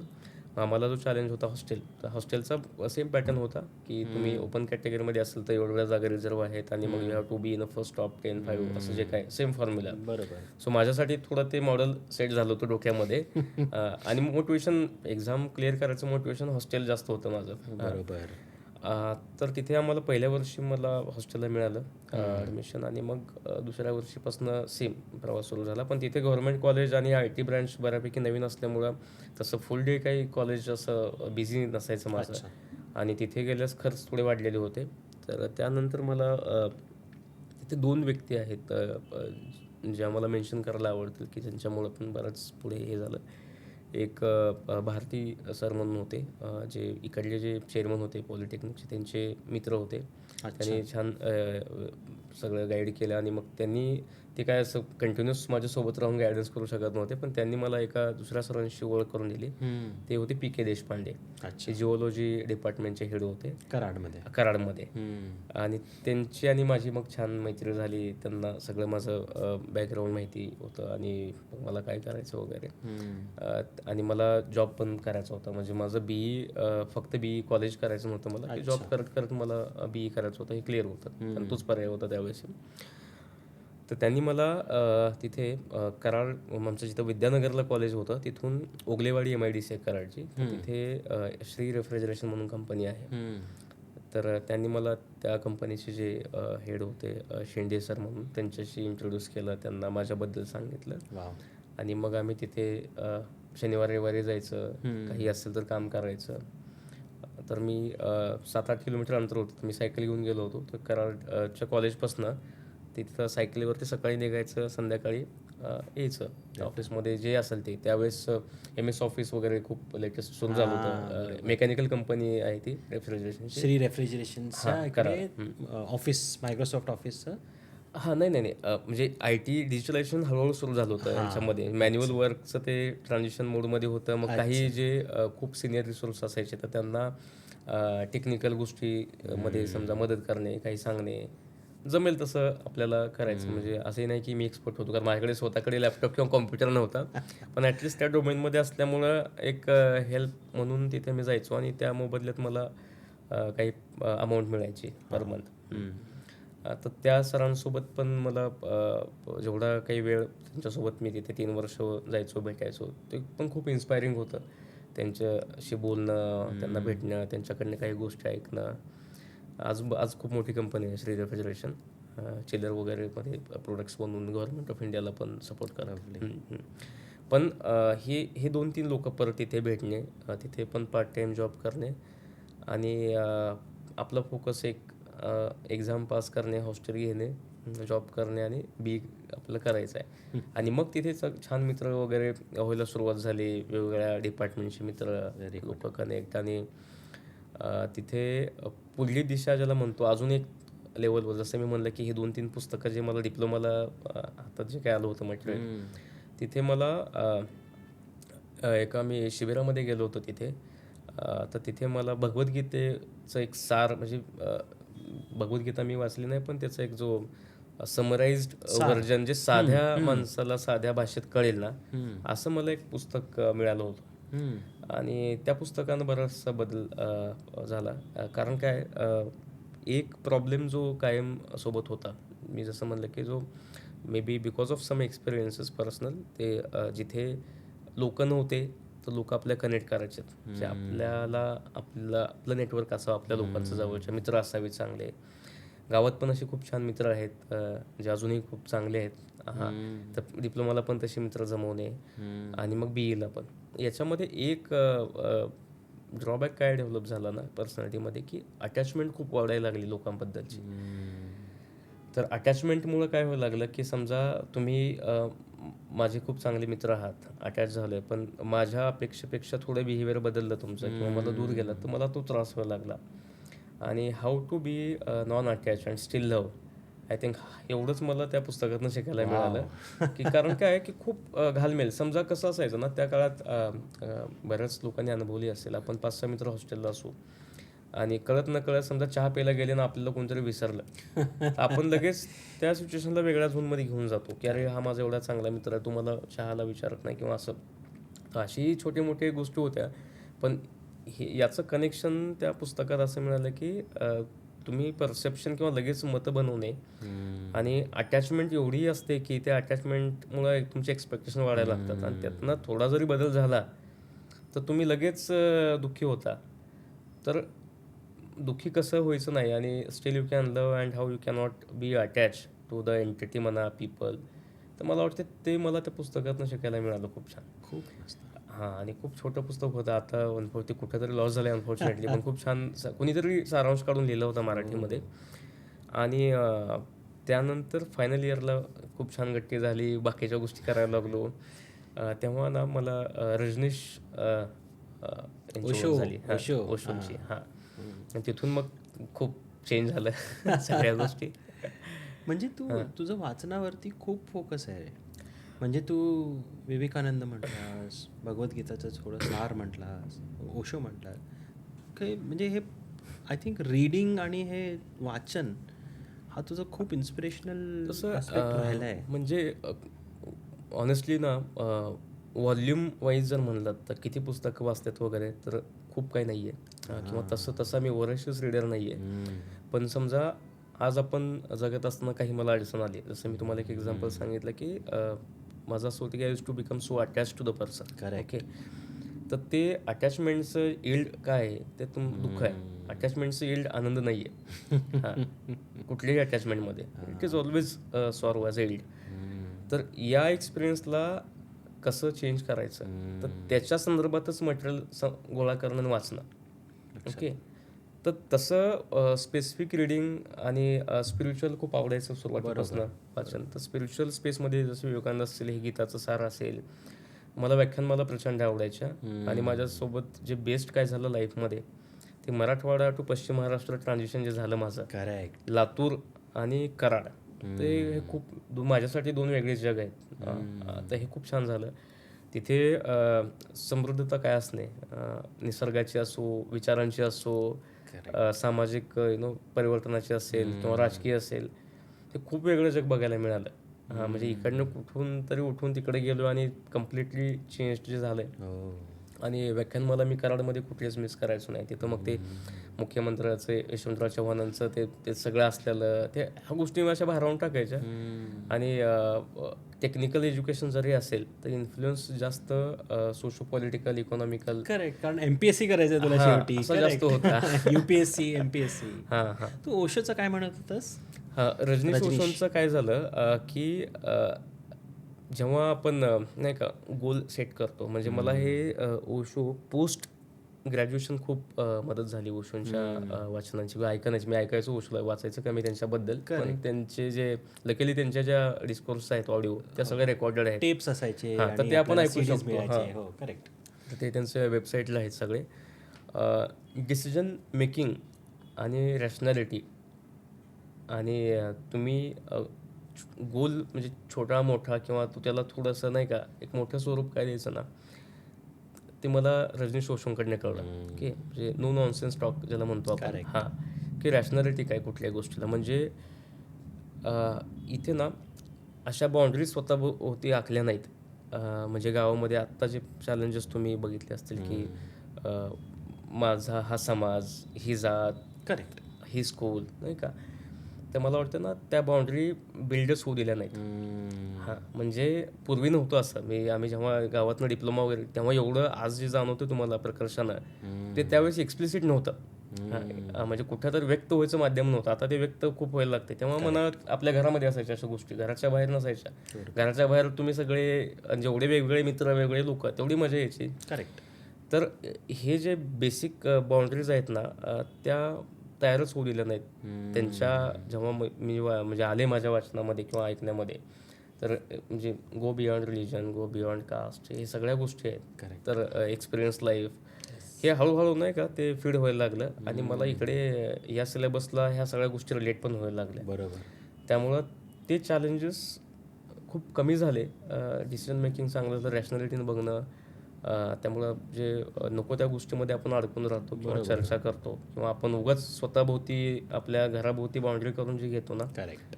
ती कुठं तर ब्रेक करता आली आणि थोडंसं गो ग्लोबल ज्याला म्हणतो आपण की अरे जग खूप मोठं आहे. आणि मला वाटतं वॉशरूमपर्यंत जायच्या ऐवजी तिथं पण गरज नाही खरं, मग तिथून समजायची. हे ज्ञानेश्वरीमध्ये पण आहे. येस. मी पण तेच म्हणणार होतो की सगळीकडे आहेच आहे ते. म्हणजे आणि ज्ञानेश्वरी गावातनं उगमच गावात प्रत्येक सप्त्यामधनं होतो. तर प्रॉब्लेम आहे की ते लक्षात नाही येते. बरोबर. अदरवाईज आता मला खूप म्हणजे मला वाटतं की मी खूप लेट अशा गोष्टी वाचल्या बीएला वगैरे रजनीश. पण मुळात ओरेटरशिप स्ट्रॉंग होता खूप इम्प्रेसिव्ह. आणि त्याच्यामुळं आपण पण तसं बोलायला पाहिजे, आपण पण इंग्रजी शिकायला पाहिजे, आपल्याकडे पण तो शब्दसाठा पाहिजे. आतून अशा मग ते टू डू आयटम सुरू झाले की हे वाचायला लागेल. पण मला ते दोन टोकं जे दिसतात की ज्ञानेश्वरी महाराजांचं वैश्विक असणं सांगणं हे गावागावातनं घराघरातनं सुरू होतं, पण अनफॉर्च्युनेटली हे आपण आपल्या आचरणात कमी आणतो. आणि मग स्वतःभोवती बाउंड्रीज करून म्हणजे तुम्ही एखाद्या व्यक्तीला किंवा एखाद्या घटकाला समजा अशा फ्रेममधनं बघायला लागला तर तुम्ही ओपन होताना पण ते तसंच फिल्टरिंग करून ओपन होता. बरोबर. तर कोणी का असं ना समजा तुम्ही ते if you open the doors completely तर तुम्ही ते अडॉप्ट करता. तुम्हाला ॲक्सेप्ट किंवा आवडले तर तुम्ही ॲक्सेप्ट करा, otherwise you can reject it always. पण at least opening up that door should be the first step. आणि लकीली मला वाटतं ते खूप छान झालं. आणि मग तसं मी BE करून 2010ला BE पास आउट झालो आणि माझा तो ग्रॅज्युएशनचा प्रवास इथे संपला. अमेझिंग. नेक्स्ट टप्पा काय होता? 2010ला नेक्स्ट टप्पा BE झालं. हां. आणि मग काय होतं? नेक्स्ट टप्पा असा होता की आता दोन ऑप्शन की आपल्याला तेव्हापर्यंत UPSC समजलं होतं, कारण मी कराडमध्ये असतानाच हे जे व्याख्यान मला करायचं माहिती ते काही ते सोशल ऑर्गनायझेशन होते. खूप छान 8-8 दिवस शिबिर चालायचे त्यांचे. तर तिथे सगळे बऱ्याच लोकांना म्हणजे शिवखेरा असतील किंवा हे IPS संदीप लांडे असतील, तर त्या तिथे येऊन ह्यांचे व्याख्यान असायचे. तर ते म्हणजे माझ्यासाठी ना तो खजिना होता की अशा लोकांना बघायला मिळणे आणि ऐकणे. कारण यू कॅन विन हे पुस्तक असं मोटिवेशन होतं खूप त्यावेळेस शिवखेरांचं. तर ते त्यावेळेस one of the best seller exactly. आणि त्यांना स्टेजवर समोर खाली बसून आपण बघतोय पुढे, तर हे अजूनच नाही का, मला नाही वाटत असा मौका मला कधी मिळाला. म्हणजे मी म्हणतो ना की म्हणजे दुसरे कसे बघतात माहीत नाही, मी माझं खूप ग्रेटफुल आहे अख्ख्या प्रवासामध्ये की खूप छान लोक, खूप छान एक्सपोजर मिळालं आणि ते समृद्ध जीवन करणे ज्याला म्हणतात ना, तिकडे प्रवास सुरू झाला. म्हणजे फक्त एक्नॉलेज करतोयस ही गोष्ट, हे समजवतोयस आणि तुला त्याची किंमत आहे, त्याच्यात एक मोठी गोष्ट. खूप फायदा झाला आहे. म्हणजे असं नाही की उगाच करायचं म्हणून, फायदा असं झालं की त्याच्यामुळं कसं राहायचं, कसं वागायचं. मी म्हटलं ना की लहान गोष्टीमध्ये अडकवून ठेवायचं नाही. कारण किती लोक आले, किती गेले, नाही का, आपण कुठं तर उगा आपलं काहीतरी धरून बसतो. Think big. तर ते कारण मी नेहमी जो समरायझर करायचं म्हणलं ना, मी ते नेहमी असं म्हणतो की लिव्ह लार्ज लाईफ. ब्युटिफुल. की ह्याला की असं असेल, म्हणजे माझं जर लिव्ह लार्ज लाईफ गोल असेल तर मी फालतूच्या गोष्टीमध्ये छोट्या गोष्टी डिस्ट्रॅक्शन आणि कशाला करू, नॉईज डिस्ट्रॅक्ट होणार. आणि तिथे राहून पण जर इंटेंट तुमचा क्लिअर असेल, म्हणजे लिव्ह लाईफ लार्ज जेव्हा म्हणतो आपण, तिथे दुसऱ्याला लो करून नाहीये, तिथे सुद्धा इंटेंट इज क्लिअर. तर ह्या लोकांमुळं म्हणजे, आणि ते विद्यार्थी दशा ज्याला म्हणतो ना की मी शिकतोय, म्हणजे I was student by profession तिथे BE करताना, आणि मग खाली बसून अशा लोकांना ऐकणे, तर ती जडणघडण होण्यामध्ये तुम्हाला अजून मोठा वाटा झाला की तुम्ही लाईव्ह अशा लोकांना बघताना ऐकताय. ओके. तर ते तसं खूप छान झालं आणि मग असं हॅपी नोटवरती BE कम्प्लीट आणि देन पुण्याला जायचं ठरलं माझं. अच्छा. आणि आता UPSCचं काय चाललं होतं? तर आता मी जेव्हा आलो तेव्हा बाकीचे पैशाचे प्रॉब्लेम्स बरेच होते आणि 2008ला जागतिक मंदीचं जस्ट ते इम्पॅक्ट होता आय टी इंडस्ट्रीला. तर जॉब जसे मी खूप छान कॉलेजमधनं बी पासआउट झालो, रेप्युटेड गव्हर्नमेंट कॉलेज, पण प्रॉब्लेम असा होता की कॅम्पस खूप कमी झाले. बरोबर. त्यामुळे आम्हाला जॉब बाहेर जाऊनच बघायचे आहेत आता. तर मग मी बीच्या शेवटी मला माझ्या आईने लॅपटॉप घेऊन दिला होता मला. हो, अरे वा. आता कारण म्हणलं की 3-4 वर्ष तर काही केलं नाही प्रॅक्टिकल. बरोबर. तर आता प्रोजेक्ट वर्क असेल, बाकी तेव्हा सी प्रोग्रामिंग वगैरे करावं लागायचं, ॲप्टिट्यूड करावं लागायचं. बरोबर. तो लॅपटॉप आणि एक 10-15 हजार रुपये घेऊन मी किल्लारीवरनं पुण्याला आलो वाव. जॉब बघायला. तू आणि तुझे मित्र. हां, म्हणजे मी माझ्या गावातनं आणि बाकी आपल्या मित्र आपल्या गावातनं ते मित्र आले असं. आणि मग पुण्यात जायचं तर कुठं जायचं, कारण पुण्यामध्ये आमचं तसं कोणी इथे ज्यांच्याकडे जाऊन थांबू आपण आत्ता लगेच आणि तिथनं जॉब बघू असं त्या मुमेंटला नव्हतं. माझे काही रिलेटिव्ज आहेत पुण्यामध्ये अजूनही, बट 2010च्या वेळेस जेव्हा जॉब बघायचं आपलं काहीच नाही आहे, तर आम्ही पहिल्यांदा किल्लारी म्हणजे लातूर ते शिवाजीनगर बस स्टँड असा प्रवास होता आणि पुण्यात पहिल्यांदा आम्ही आलो. आणि मग तिथे आम्ही सगळे भेटलो, तिथंच फ्रेश होऊन मग व्हॉट इज नेक्स्ट, कारण मोबाईल आत्तासारखे स्मार्टफोन नव्हते, इंटरनेट तसं नव्हतं, सायबर कॅफेशिवाय ऑप्शन नव्हता. तिथं आम्ही बस स्टँडवरच आवरून घेतलं सगळं. एक बॅग घेऊन आलो तुम्ही फक्त, एक बॅग, आपलं सर्टिफिकेटची एक फाईल आणि एक रिझ्युमे, बस. असं मी शिवाजीनगरला उतरलो आणि मग तिथनं फ्रेश होऊन आम्हाला असं माहिती होते की हिंजवडीला सॉफ्टवेअर कंपन्या आहेत. आता जॉब का करायचं, म्हणजे मला ते MPSC UPSC करायचं होतं. करेक्ट. एक म्हणजे Pune is a hub for competitive exams हे माहिती होती. कारण मला नाव आठवत नाही, मी BEला असताना फायनलला जम्मू काश्मीरचे एक IAS आहेत, फर्स्ट यंग IAS डॉक्टर आहेत ते. ओके. तर त्यांचं आपलं बालगंधर्वला एक सेशन होता, त्यांना इन्व्हाइट करण्यात आलं होतं आणि तिथे ते IAS कसे झाले, तयारी कशी केली, जम्मू काश्मीरमधनं फर्स्ट IAS, काय तर नाव आहे त्यांचं, डॉक्टर म्हणून आहे, आता आठवत नाही, पण त्यांचं सेशन ऐकलं आणि मग त्यांनी ते प्रिपरेशन म्हणा, विदाऊट क्लास कसं केलं वगैरे, आणि he became IAS in first attempt. Wow. आणि माझ्याकडे जरी ओपन कॅटेगरीला 4 अटेम्प्ट होते त्यावेळेस, आता माहीत नाही किती आहेत, पण आपल्याकडे एकच अटेम्प्ट आहे हेच टोकत होतं, म्हणजे 3-4ची लक्झरी नाही आहे. म्हणजे असतील तर आपल्याकडे लक्झरी नाही आहे. मग यासाठी लागणारे पैसे, क्लासेससाठी लागणारे पैसे, पुण्यामध्ये रूम घ्यायचा आहे आता राहायला खायला, आणि मला आत्ता परत पैसे गावाकडनं घ्यायचे येतील असं नव्हतं. बरोबर. कारण याचा खर्च मोठा होता, नुसतं फक्त बसून अभ्यास करायचा तर रूम भाडं आलं, हे आलं. म्हणून मी म्हणलं की आपण जॉब करू, एकदा जॉब लागला की थोडे पैसे साठवू, किंवा जॉब करत करत आपण त्याचं प्रिपरेशन करू. कारण बऱ्यापैकी चांगलं जे झालं होतं, म्हणजे सिलेबस बघता तिथं कराडमध्ये अशा गोष्टीमध्ये इन्व्हॉल्व होतो, त्यामुळे तो एक आपला उगाच काहीतरी कॉन्फिडन्स होता की तिथे थोडं आपण पोहू शकतो, ॲटलिस्ट तो फॅमिलीर आहे असं होतं. बरोबर. आणि मग म्हणून मी जॉब बघायला सुरुवात केली आणि मग तिथनं जर्नी सुरू झाली. हिंजवडीला मग तेव्हा वॉचमनच्या हातामध्ये ते रेझ्युमे द्यायचा आणि सांगायचं की सर काय असेल तर आम्हाला फोन करा वगैरे. तसं करून आम्ही 4-5 कंपन्यांनाही वाटून आलो. आणि मग वल्लभनगरला संध्याकाळी चहा प्यायला थांबलो होतो. वल्लभनगरला म्हणून कळाले की इथं बस थांबले, आता जायचं कुठं संध्याकाळी. मग चला इथं रूम मिळत आहे का बघू. मग असं ते YCMचं मेडिकल कॉलेज आहे बहुतेक तिथे, त्याच्या आवारामध्ये आम्हाला एक बऱ्याच शोधल्यानंतर एक PG रूम मिळाली. तिथे एक गादी आणि एका माणसाचे काय चार्जेस असतील ते पर मंथ असे द्यायचे, इन्क्लुडिंग मेस वगैरे. तसं सुरुवात झाली, की कॉफ तिथनं झाला. आणि मग 2-3 महिने बराच स्ट्रगल होता, कारण इथं आम्ही जे करून आलो होतो किंवा जो कॉन्फिडन्स होता अकॅडमिकचा तो इथे नव्हता, म्हणजे तो चालणार नव्हता इथे.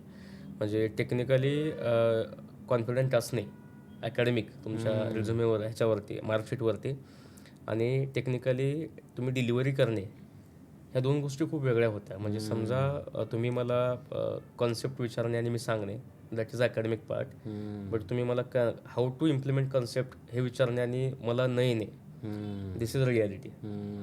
आणि आम्ही त्या सेकंड ह्याच्यामध्ये होतो की आम्हाला ते हँड्स ऑनच नव्हतं, कारण कॉलेजमध्ये इन्फ्रा नव्हतं, प्रॅक्टिस किंवा खूप असे छान स्टाफ शिकवायला, प्रॅक्टिकल हँड्स ऑन अशा गोष्टी अनफॉर्च्युनेटली कमी होत्या त्या काळामध्ये. त्यामुळे हे एक चॅलेंज होतं. आणि सगळ्यात मेजर चॅलेंज होता तो इंग्रजी. इथे आल्यानंतर म्हणजे आम्हाला जो जेवढ्या कॉन्फिडन्सनं आलो होतो तेवढ्याच आम्ही खाली गेलो घसरलो. बिकॉज ऑफ इंग्लिश कारण समजा फोन आला तिकडनं की sir you are looking for a job. HR चा फोन असतो. हां येस हां हां म्हणजे असे नाही का येस नो अशी उत्तरं द्यायची.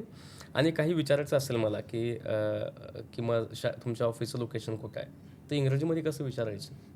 आणि समजा विचारायचा प्रयत्नही जर केला तर तिथेच अर्धा इंटरव्ह्यू आम्ही तेच म्हणजे मानायचो की आता आपण सिलेक्ट होणार नाही. कारण इंग्लिश म्हणजे पोटेन्शियल ही जी भावना वाढायला लागली तर पुण्यात आल्यास की अरे इंग्लिश म्हणजे हे चुकीचं आहे खरं, पण हे स्वतःच एक बनवलं की इंग्रजी म्हणजे तुम्ही खूप छान हुशार आहात.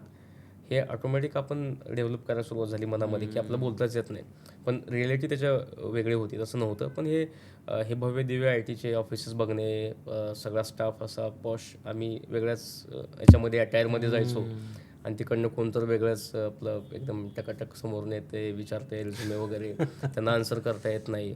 आणि ते कुठंतरी होतं की यार आपलं काही खरं नाही, तर म्हणजे आपण नाही फिट होणार या इंडस्ट्रीमध्ये. एकतर खूप कॅम्पसमध्ये गेलं की अर्धा कॉन्फिडन्स तिथं जायचा.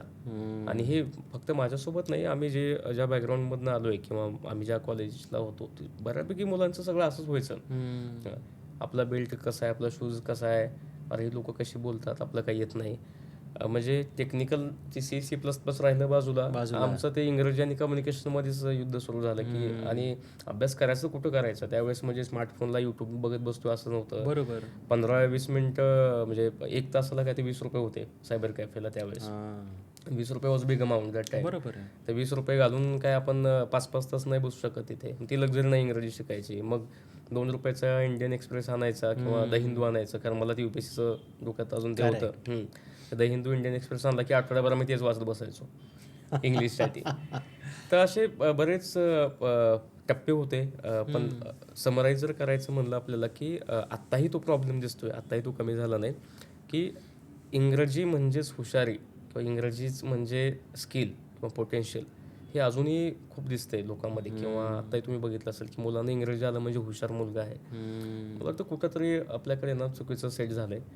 अजूनही आम्ही काय खूप फ्लुएंट बोलतोय आणि इंग्लिशमुळेच आहे असं नाहीये. पण पोटेन्शियल जे आहे ना, ते पोटेन्शियल लँग्वेज बॅरियरमुळे आपण डिग्रेड करतो. तो स्ट्रक्चर फॉर्म झालाय पूर्ण. हां, म्हणजे बघण्याचा सोसायटीचा सुद्धा. म्हणजे आता समजा चौकामध्ये कोणी कस्टमर केअरचा माणूस असेल, एखादा मुलगा असेल, तर तो इंग्रजीमध्ये बोलला तर तुम्ही बघायचं परसेप्शन तुमचं बदलतं.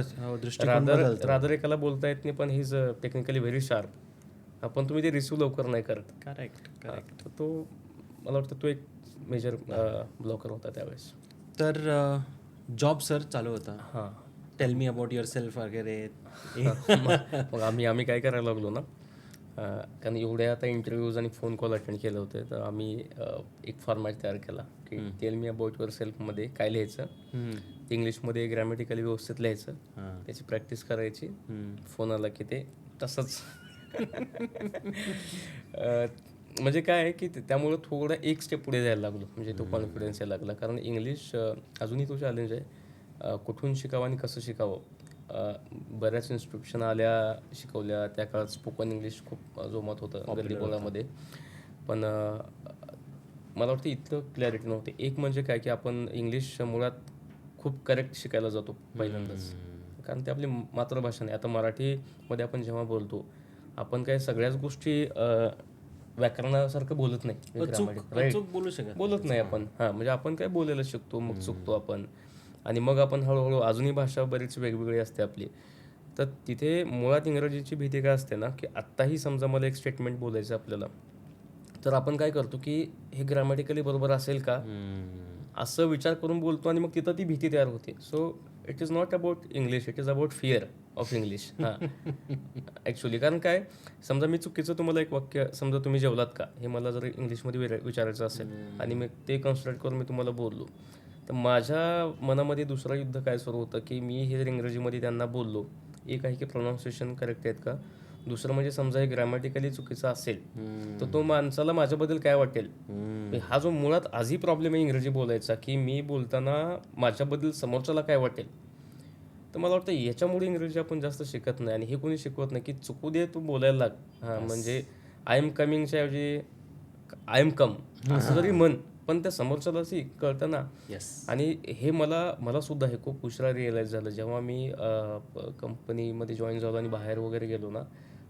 काही जे पार्टनर्स आमचे फ्रान्सचे वगैरे आहेत, तर मला तिथं कळलं की अरे मोठे मोठे लोक यांना पण इंग्रजी येत इंग्रजी नाही. येत नाही. So they struggle a lot with English because त्यांची मदर टंग फ्रेंच आहे, ते काही इंग्लिशमध्ये फ्लुएंट नाही आहेत. So the only message is की तुम्ही जे बोलता ते समोरच्याला समजतं का, तो मेसेज डिलिव्हर करता येतो का, ह्याच्या पलीकडे मला वाटत नाही इंग्रजी काय आहे जास्त. आणि हे सांगायला कोणी नव्हतं. म्हणजे हे परत हे एक्सपिरियन्स यावे लागले की म्हणजे English is not a potential, it's a just a language like Marathi. आणि पोटेन्शियल जे तुझ्याकडे आहे तेच जे आपल्याला अपस्किल करायचं आहे. तर हे व्हायला मला जरा वेळ द्यावा लागला. बरोबर. हां, कारण हे अनुभवातनं तयार झालं की जेव्हा मोठ्या लोकांना बोलायला लागलो, जे इंटरव्ह्यू घेतात किंवा जे खूप टेक्निकली साऊंड आहेत, एक आपण कसं ना त्यावेळेस असं स्टुडंट फॉर्ममध्ये जेव्हा आपण असतो तेव्हा एक ती परसेप्शन बनवतो की अरे हा खूप भारी इंग्लिश बोलतो, हा नाही बोलत, हा आणि माझा छान इंटरव्ह्यू घेतला, हा कसा घेतला. पण actually he is a decision maker who is not fluent in English आणि तो खूप टेक्निकली शार्प आहे. आणि तो असं म्हणजे आपला घाम काढतो तो प्रश्न विचारून. तर तुमच्याकडे तो ऐनवी रिस्पेक्ट तयार होतो आणि देन यू रिअलाइज की okay real potential is the skill which you have, it's not a language. म्हणजे लँग्वेज एक माध्यम आहे, त्याच्यातनं आपण कम्युनिकेट करतो आणि आपलं communicate जे करायचं. नॉलेज आहे तो सांगवायचा प्रयत्न करतो. मेन इन्ग्रेडियंट जे आहे तुमचं टेक स्किल आहे ना. English is not main ingredient. Correct correct. तर हे आपल्याला ते मला वाटतं कळायला थोडा उशीर झाला, त्यामुळे बऱ्याच संधी गेल्या त्यावेळेस. आणि हे सगळं आमच्या सगळ्यांसोबत, कारण ते हे माहीत नव्हतं असं रिलेशन होणं करणं. कारण त्यावेळेस सगळं सोडून इंग्रजीवरच भर द्यायला लागलो, कारण आमच्यासाठी C++ सांगणे वगैरे काही चॅलेंज नव्हतं जास्त. आमच्यासाठी चॅलेंज होती इंग्रजीमध्ये सांगणे. तर असं ते सुरू झालं आणि मला 3-4 महिन्यानंतर मला जॉब मिळाला. Very good. तर मी वल्लभनगरवरनं इकडे स्वारगेटला अपडाऊन करायचो. इथे माझा जॉब होता, तो मला छोट्या कंपनीमध्ये मिळाला. प्रोडक्ट बेस्ड कंपनी होती आणि तिथे मी पहिले 5 वर्ष तिथे काम केलं त्या कंपनीमध्ये. पण जे मला करायचं होतं स्पर्धा परीक्षा वगैरे, मग तिथे असतानाच शनिवार रविवार वेळ काढून वगैरे करायचो. मग मध्ये जिथे सुट्ट्या असतील, कुठे समजा काही करून आपल्याला वेळ काढता आला तर त्याच्यासाठी मग वेळ काढून पुस्तकं विकत घेतली. आलेले पैसे जे काय असायचे, कारण त्यावेळेस खूप सॅलरीज किंवा पॅकेजेस नव्हते असे कमी. एक तर जॉब मिळणं चॅलेंज होतं. जॉब मिळालं म्हणजे तुमचं सर्वाईव्ह फिक्स झालं पुण्यामध्ये. येस. आता तुम्ही पुस्तकं घेणं, वाचन करणं, लायब्ररीमध्ये बसणं हे लक्झरी आहे तुमच्यासाठी. इट्स नॉट अ नेसेसिटी असं होतं. म्हणजे कारण तुम्हाला मिळतात 4 पैसे, तुम्ही ते मेसला देताय किंवा तुम्हाला जे इथं पुण्यात जगायला लागतंय त्याला देताय. पुस्तकं घेणं आणि कुठल्या लायब्ररीमध्ये जाऊन सेशन अटेंड करणे, that was a luxury for me. आणि ते अनफॉर्च्युनेटली त्यावेळेस करावं लागायचं आणि ते स्ट्रॉंग मोटिव्ह होता.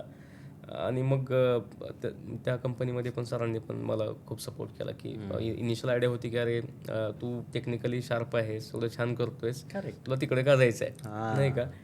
आणि UPSC का. हां आणि इथेच तू छान करशील, खूप भारी. तर बिकमिंग ज्याला म्हणतो की तुमचं जेव्हा एक माइंड बिकमिंग या स्टेटला ऑक्युपाय होतं, तेव्हा डुईंग विसरलं जातं आणि ते बिकमिंगच्या मागे लागतो. तर ते मला I want to become IAS. Okay, एवढंच डोक्यात होतं. म्हणजे पण काय करायचं हे माहीत नव्हतं बरं का ऑनेस्टली. जेव्हा UPSCचा अभ्यास करायला लागलो, देसाई कॉलेजची लायब्ररी जॉईन केली होती मी. तिथं वाचिक आपण काय म्हणतात वाचनालय किंवा ते अभ्यासिका म्हणतात त्यांना, जिथे सगळे मुलं अभ्यास करतात. तर तिथे आम्ही जायचो. सकाळी 6ला बस पकडायची PMT, तिथे उतरायचो, रात्री 10-11ला रूमवर जायचो. हे माझं नित्य ठरलेलं असायचं. आणि मग मंडे टू फ्रायडे जॉब, असं रुटीन होतं. आणि रात्री वगैरे मग सेम अभ्यास. यातनं काय झालं की मी खूप अजून या डिसिजन किंवा हा जो वेडेपणा केला असं म्हणू शकतो किंवा जे काय असेल ते बेस्ट काय झालं ना की मला माझे जे काही गॅप्स होते किंवा आपल्या प्रत्येकाला, कारण ज्या आपण शिक्षण संस्थेमध्ये येतो तिथं पास होणे हा एक गोल असतो फक्त. अभ्यास किंवा तुम्हाला स्वतः एज्युकेशन सिस्टमला तयार कसं करता येईल हा खूप कमी ॲस्पेक्ट असतो. रादर पास होणे. जसं म्हणलं की माझ्यासुद्धा मोटिवेशनमध्ये हॉस्टेल मिळते म्हणून पास होणे, दॅट वॉज अ मोटिवेशन. असं मोटिवेशन नव्हतं की I want to do something great in IT sector. कुठेच नव्हतं मोटिवेशन. मला माझे पैसे कसे वाचता येतील.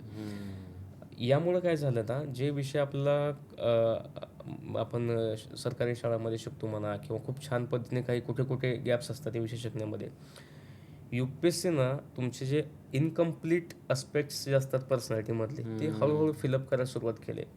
म्हणजे Indian history, world history, geography, world geography, political science, म्हणजे कॉन्स्टिट्यूशन वगैरे आमच्या कुठं 21-22 पर्यंत डोक्यात पण नव्हतं की राज्यघटना वगैरे अशी असते, राज्यघटनेवर सगळं चालतं. करेक्ट. आणि actually getting in to the book of political Indian polity आणि मग ते वाचणं की किती आर्टिकल्स असतात, काय असतात, मग तुमचे हक्क काय, कर्तव्य काय, आपला इतिहास आपला नीट माहीत. कारण काय होतं, मला असं नेहमी वाटतं अजूनही की आपल्याला ज्या वयात कळत नाही ना अभ्यास कसा करावा किंवा अभ्यास काय असतो, त्या वयात आपलं हे महत्त्वाचे विषय असतात. हो. म्हणजे मला भूगोल आत्ता मला खूप महत्त्वाचा विषय वाटतो की जेव्हा मला कळायला लागतं तेव्हा भूगोल माहिती पाहिजे, इतिहास माहिती पाहिजे, because I can act on it. Yes.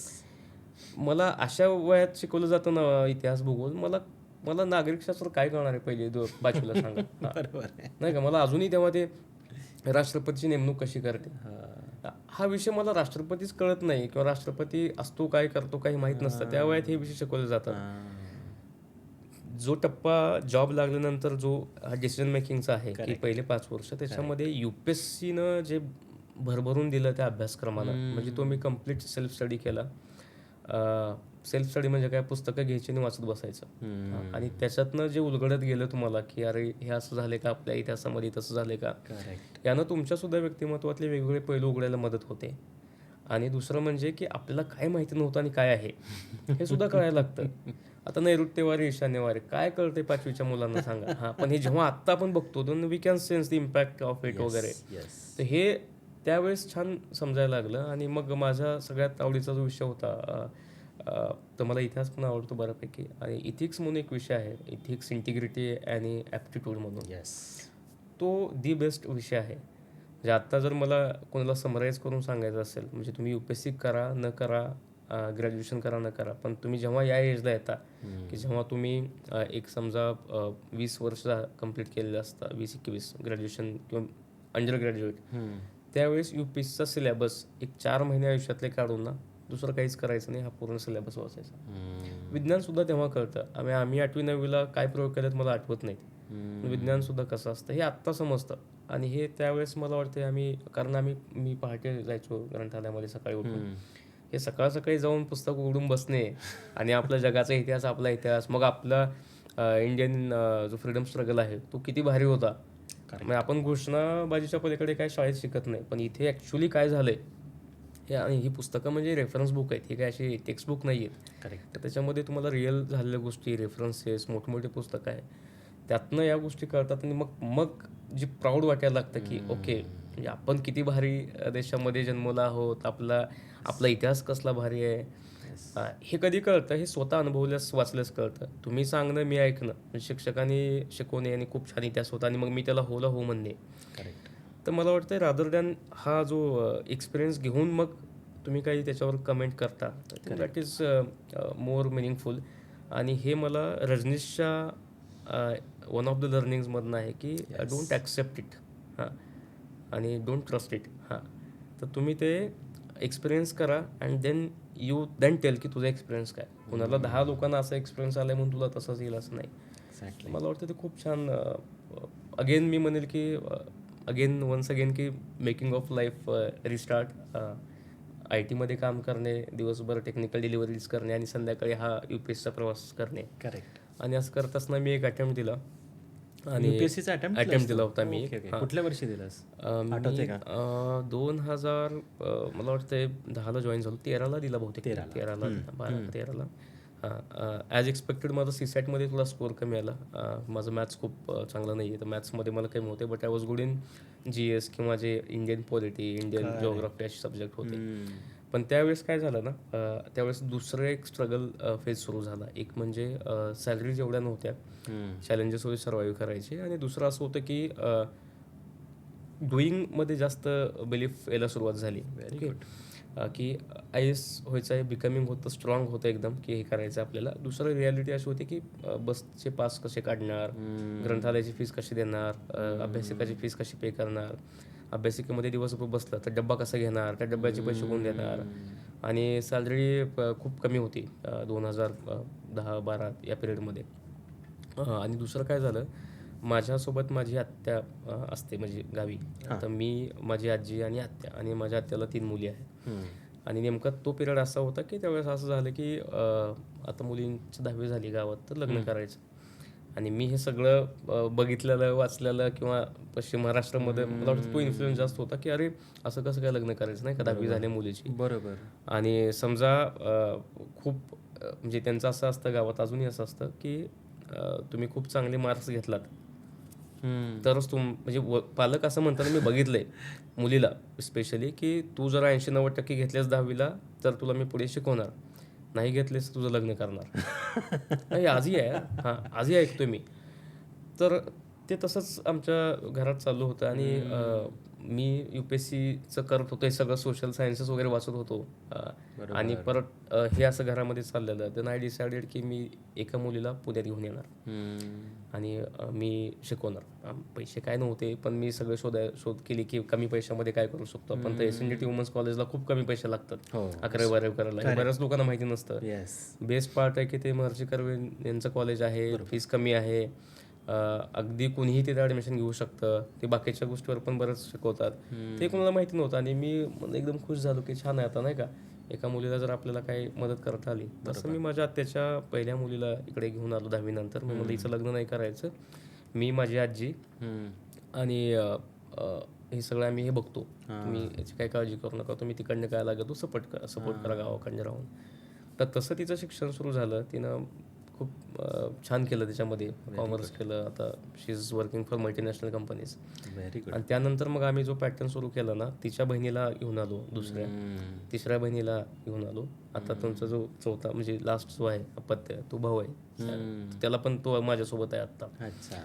तर हे करत असताना काय झालं ना, माझा जो सुसाईडचा अटेम्प्ट दिला तो फेल झालो. आणि माझं रजनीशचं वाचणं खूप सुरू झालं त्या काळात परत.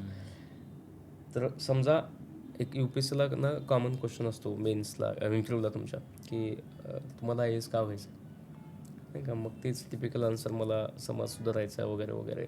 आणि त्यावेळेसची पॉलिटिकल कंडिशन किंवा असं पण होतं की अरे आपण जे भाबडे स्वप्न बघून किंवा जे बोलतो ते खरंच रियालिटीमध्ये किती होतं, नाही का, ग्राउंडवरती. कारण आपल्या आजूबाजूला तर काहीच बदलत नाही. मग आपल्या अगोदरचे जे IAS झाले, नाही का, तर किती, आता समजा माझ्या गावात किंवा अजून असे काही ग्रामीण भाग आहेत, तिथं काहीच परिस्थिती वेगळी नाही आहे. तुम्हाला सेम तुमच्या लहानपणाच्या गोष्टी आठवू शकतील. अजूनही शाळेला मुलं आहेत अशी की जी 7-8 किलोमीटर चालत जातात. आणि हे काही रिमोटचं म्हणत नाही मी, पुण्याच्या आजूबाजूला पण अशी परिस्थिती आहे आत्ताही. तर मला वाटलं की becoming IAS is okay, acceptable. You will get glorified किंवा ग्लॅमरस इमेज गावामध्ये, नाही का, खूप इज्जत वाढेल वगैरे. हे सगळं ठीक आहे, नाही का, 4 दिवस लोक टाळ्या वाजवतील, त्याच्या पुढे काय. सो डुईंग पार्ट कुठं आहे याच्यामध्ये. Very beautiful. तर ना मला तिथे ओशोंची खूप मदत झाली. बिकॉज माझं हे चाइल्डहूड ड्रीम होतं to become IAS. Okay. So ओशोचं खूप छान कोट आहे, डोंट बिकम, बी. नाही का. Very profound. Very profound. तर यार म्हणलं की ना ह्याची क्लॅरिटीच नव्हती. समजा मला उद्या विचारलं की तुला IAS का व्हायचं आहे, मी हे सांगू का की माझी आजी, मी जायचो कलेक्टर ऑफिसला, आम्ही ते बघायचो, आम्हाला खूप छान वाटायचं. मग मी ठरवलं की मला IAS व्हायचं. Obviously with the logical sense I will reject this candidate, नाही का. म्हणजे तू इमोशनल पुश असणं ओके, ती स्टोरी छान आहे, ऑथेंटिक आहे, बट दॅट येऊन तू काय करशील, म्हणजे तुला जे नाही मिळालं maybe you will glorify that की असंच असेल. तर मला तिथे स्वतःला वाटलं की ना I am not doing justice to the dream त्या, की IAS मला फक्त व्हायचं आहे की माझा एक्झिस्टन्स दाखवायचा आहे. डुईंग खूप आहे, म्हणजे करायचं खूप आहे मला. आणि ते एक असं होतं की तिथे जाऊन करता येईल, पण हे बाकीच्या परिस्थिती मला ह्या सगळ्या गोष्टी जेव्हा बघितल्या आणि ओशोंचं बरंचसं या डिसिजन मेकिंगमध्ये जे योगदान आहे वाचनात ऐकण्यामध्ये, तर म्हणलं ना आपण एक गाव, एक जिल्हा, एक तालुका किंवा एक देश असं करण्यापेक्षा एक आहे की एक्सपिरियन्सिंग लाईफ, म्हणजे तुम्हाला एकदा मिळतं ते, आणि दुसरं तुम्हाला परत काय देता येतं.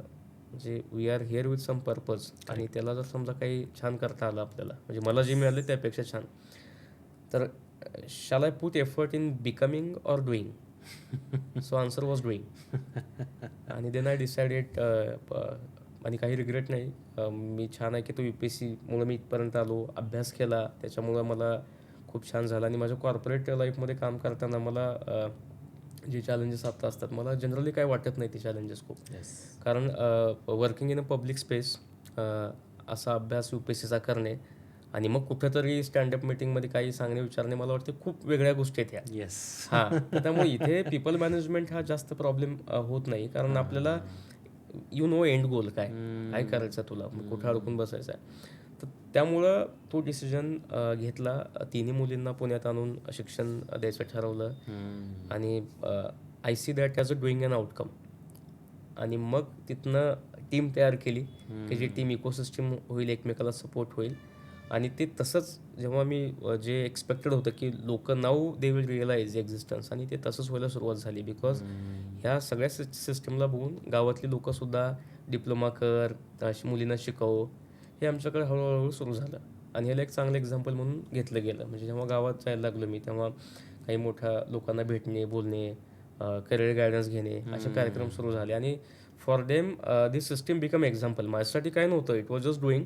बरोबर. त्यांच्यासाठी ते एक सिस्टीम, आणि अरे किती आयडियल एक्झाम्पल आहे, तो स्वतः शिकला आहे स्वतःच्या पायावरती, आणि मग त्यांनी त्यांच्या आत्याच्या मुलीला पण शिकवायला मदत करतोय, हे असं एक्झाम्पल ते घ्यायला लागले. आणि मला वाटते की मग एक सॅटिस्फॅक्शन असं होतं की this is what I wanted to do. Correct. हां, ते इग्नाईट दॅट चेंज.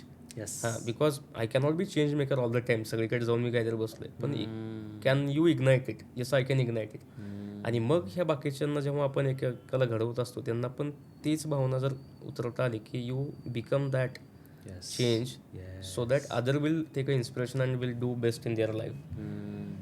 तर ते तसं सुरुवात झाली. Then happily I give up for UPSC. आणि मग 2015मध्ये जे काही आयडिएशन होतं, हे सगळं इंडिव्हिज्युअल लेवलला काम करणं, लोकांना भेटणं, जमेल थोडी मदत करणे, म्हणजे गायडन्स करणे, सांगणे, जर्नी थोडी एक्सप्लेन करणे.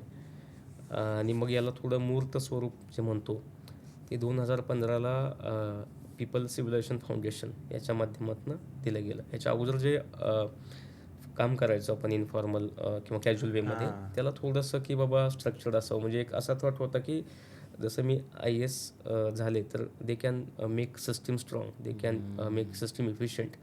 तर तसं we need to have platform which is efficient, rather than one person giving lectures, going in colleges, असं नको होतं मला. म्हणून तो प्लॅटफॉर्म आम्ही रजिस्टर केला as a NGO, people civilisation foundation, in 2015. Very good, very good. आणि जेव्हा हे आम्ही सुरुवात केली, तर मी किती लोक हे तो अभ्यास अजिबात नव्हता. म्हणजे हे 7 लोक घ्यायची, 5 लोक घ्यायची, पटापट जी मित्र खूप जीवाभावाचे आहेत, म्हणेल त्या गोष्टीला वेड्यासारखे तुटून पडतात, काम करतात, हातात खराटा उचलायला घाबरत नाहीत, कुठं साफ करायचं आहे, बरीच आहे. म्हणजे मला या माध्यमातून सांगायला पण आनंद होईल की खूप मुलं जोडली गेली. खूप लोकांनी PCFला पुढे नेण्यामध्ये, या कॉजमध्ये मदत केली. जी कुठं घाण पडली आहे, साफसफाई करणे, स्वच्छ भारत करणे, हॉल धुतणे, काम करणे. 2-2 हजारामध्ये आम्ही मोठे मोठे इव्हेंट करायचो फक्त. हां, 100-200 मुलांना 2 हजारामध्ये, कारण बजेट वगैरे अशा गोष्टी नव्हत्याच. म्हणजे मी जेव्हा हा उद्योग चालू केला, असलं करायचं काय, त्यावेळेस पण फायनान्शियल खूप स्ट्रॉंग होतं असं नाही. हां, आणि अजूनही असं मत आहे की खूप चांगलं करायला तुम्हाला खूप फायनान्स लागतो असं नाही. Definitely to scale it you need finance, but तुम्हाला करायला, सुरुवात करायला चांगलं लागत नाही असं काही, खूप पैसे लागतात असं नाही. तर त्यातनं ते सुरुवात झालं.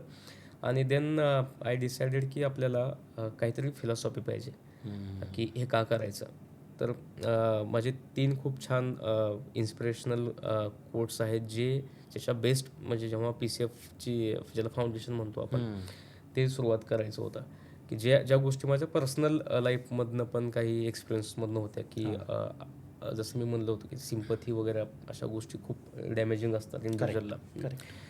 तर त्यामध्ये एक क्लॅरिटी अशी होती की का करायचं, the be the change you wish to see, beautiful, from Mahatma Gandhi. म्हणजे क्लॅरिटी की तुला इथला एरिया स्वच्छ करायचा आहे, इथली जिल्हा परिषद चांगली करायची आहे, कंप्लेन करू नको, यू बी दॅट चेंज, आणि काय करायचं ते करू. So first philosophy was be the change you wish to see. Second, हे खूप पहिला टप्पा आहे, जेव्हा भूकंप झाला आणि इमिजिएट सिच्युएशन होती, प्रॉब्लेम अशी होती की तुम्हाला you have been using as a tool to get something. तर ते खूप वेगळं फिलिंग होतं. म्हणजे अरे हा असा मुलगा आहे, याला काहीतरी मदत करा, खायला द्या, हे खूप प्रॉब्लेमॅटिक होतं माझ्यासाठी ते सगळं बघणं, अनुभवणं. तर सेकंड जो थॉट होता ना की PCF कशावरती बिल्ड करायचं, पहिलं तर क्लिअर आहे. सेकंड असं होतं की if you give a fish to a man you will feed him for a day, and if you teach how to fish you will feed him for life time. Correct. So that was second philosophy PCF, की यावरतीच म्हणजे आज मला कुणाला financially 10,000 रुपये 5 रुपये द्यायचे नाही, तर रादर ते कसे करता येतील तयार आपल्याला. सो ते हाऊ टू शिकवायचं. तर हाऊ टू फिश जो पार्ट आहे ना, सो मला हे प्रचंड आवडलेलं. आणि देन आम्ही म्हणलं की we will adopt this in PCF. Yes. आजही जे काही प्रोजेक्ट्स आहेत inspired by this philosophy only. आणि थर्ड जे आहे, जे खूप रॅशनल वाटतं आणि खूप प्रॅक्टिकल आहे. जेव्हा आपण स्वप्न बघतो तेव्हा स्वप्न मोठी बघतो त्यावेळेस आपण किती लॉजिकल आहेत प्रॅक्टिकल आहेत हे बघत नाही. पण या लिओ टॉल्स्टॉय जो लेखक आहे याचं एक खूप छान वाक्य आहे. जसं की समजा मी ज्या फेजमध्ये होतो आणि अशी स्वप्न बघितली की मला सगळं बदलायचं आहे किंवा आई झाल्यास मी सगळं चेंज करेल. सगळं चेंज करेल म्हणजे काय करेल, मी माझं जेवढं जग बघितलं आहे आणि माझ्या जगामध्ये जेवढे प्रॉब्लेम आहेत किल्लारीपुरतं, माझ्यासाठी तेच जग आहे आणि मी ते चेंज करेल. पण मला त्या जगाच्या पलीकडे जग आहे आणि तिथे वेगळेच प्रॉब्लेम आहेत याचा काही थांग पत्ता नाही, कारण मी अनुभवलं फक्त किल्लारीचं जग, राईट. बरोबर. तर लिओ टॉल्स्टॉयचं कोट काय ना की everyone thinks of changing the world but no one thinks of changing himself. आणि this was a great inspiration for learning English. म्हणजे आपण जेव्हा अशा मोठ्या गोष्टी करतो तर मला पहिलं काय की माझ्यामध्ये तो बदल पहिल्यांदा आणणे. करेक्ट. मला माझ्या गावातल्या मुलांना, जिल्हा परिषदेतल्या मुलांना जर इंग्रजी शिकवायचं असेल तर मला बोलता येतं का इंग्रजी, राईट. मी त्यांना 2 शब्द बोलू शकतो का. तर that is the third philosophy of PCF. आणि with this we founded people civilisation foundation. Great, great. So proud of you. आपण जेव्हा फर्स्ट टाइम भेटलो, शिरीष इंट्रोड्यूस केला, राईट. पण PCFवरनं गेलेला. शिरीष तर खूपच म्हणजे लुक्स अप टू यू, म्हणजे की खूप चांगला करतोयस. तर आपण PCF बद्दल थोडंसं आपण बोलूयात की तुझे काय काय प्रकल्प चालू आहेत. आणि म्हणजे basically we met from PCF. Yes, true. त्याच्यावरनं तुझं कोर प्रिन्सिपल आणि फिलॉसॉफी आपण बघितलं, तुझं लाईफ जर्नी बघितलं.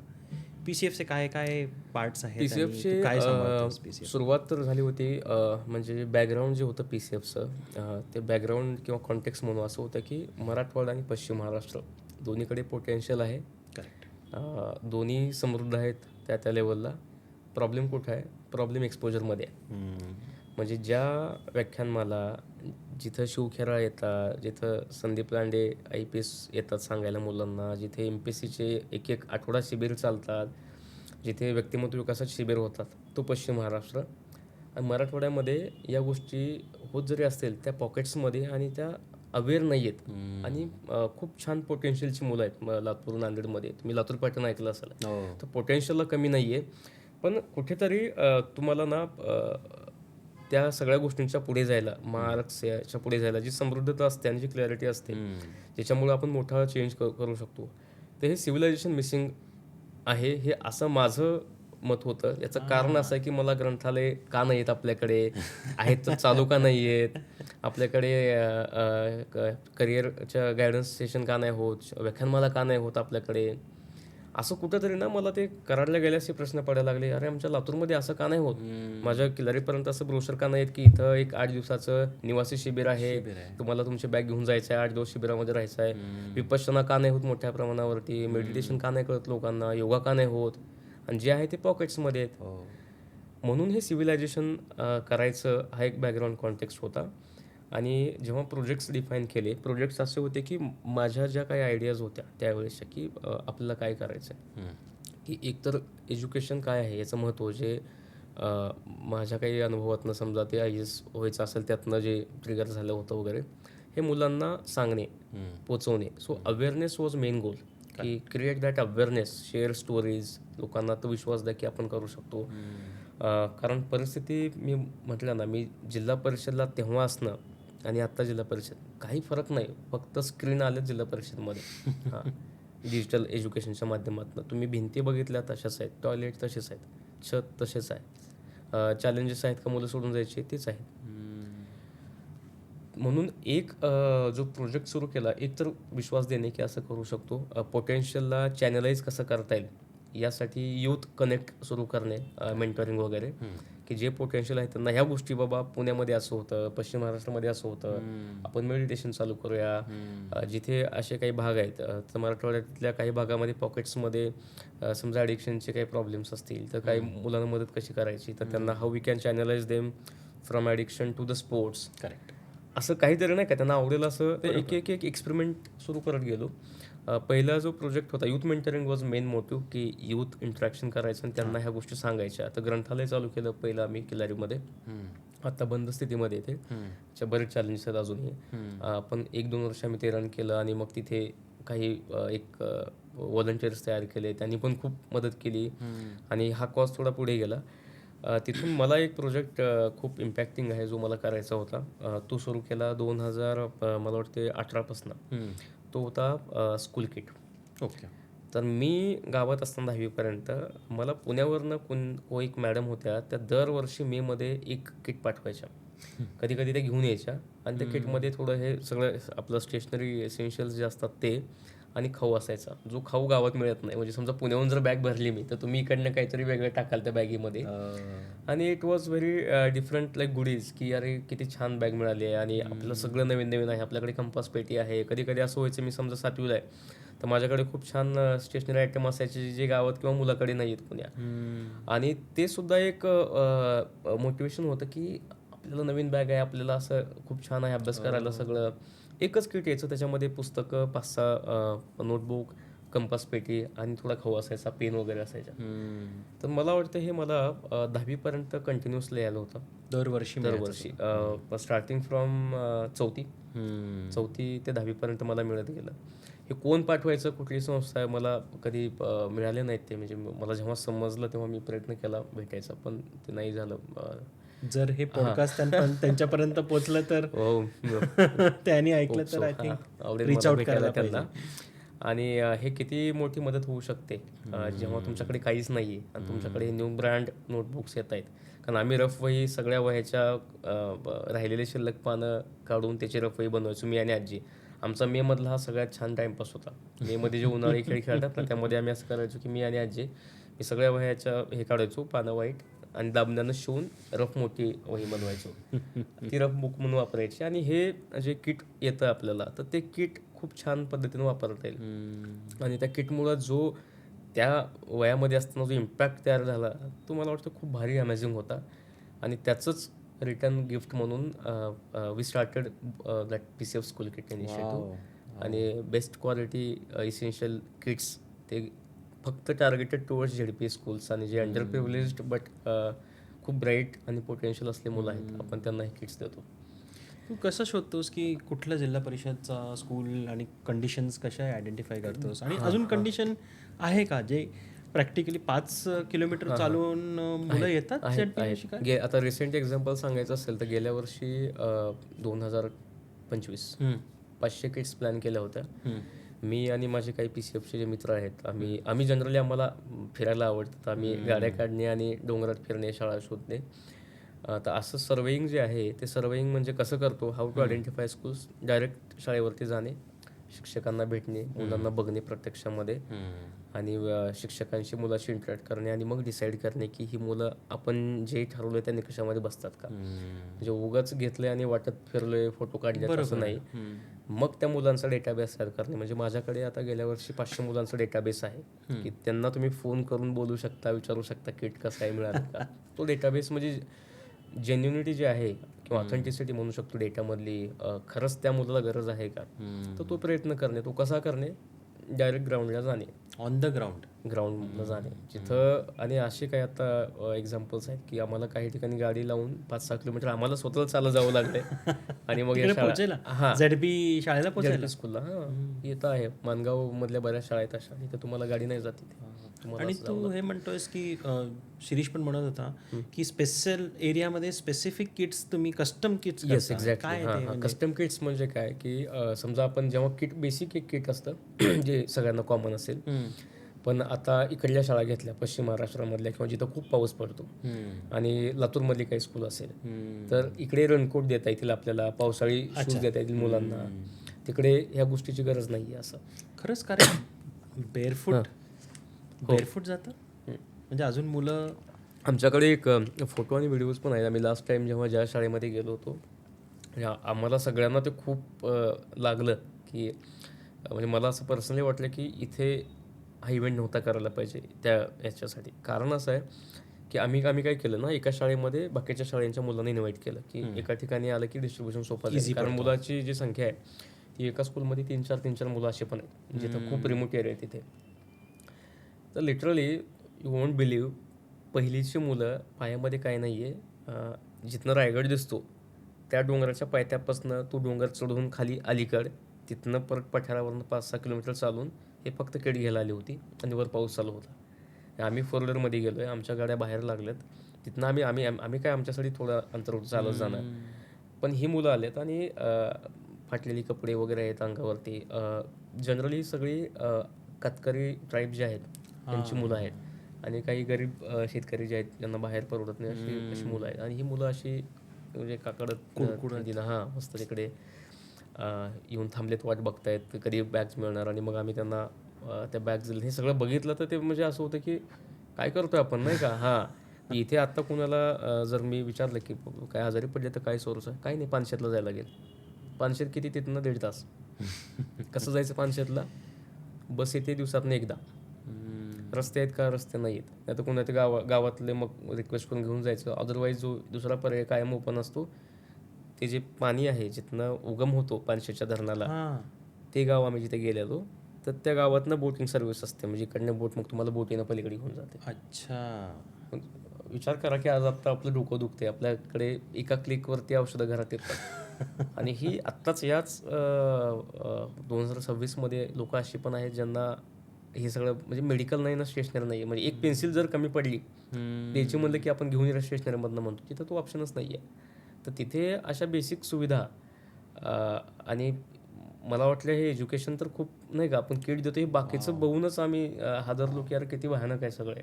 इन द एज ऑफ जेव्हा तू ब्लिंकिट करतोय एक exactly. इव्हेंटवरती 8 मिनिटात 10 मिनिटात येते गोष्ट. आणि खूप म्हणजे 7-8 किलोमीटर चालत मुलगा जाणे, बिबट्याचा वावर असणे, साप आहेत कित्येक वेळा आम्ही बघितलेत की साप पास होतात रस्ता वगैरे आणि ही मुलं चालत जातात. आपण तुम्ही कारमध्ये असता ना, तुम्ही बाईकवर असता, ही मुलं चालत सुटलेत.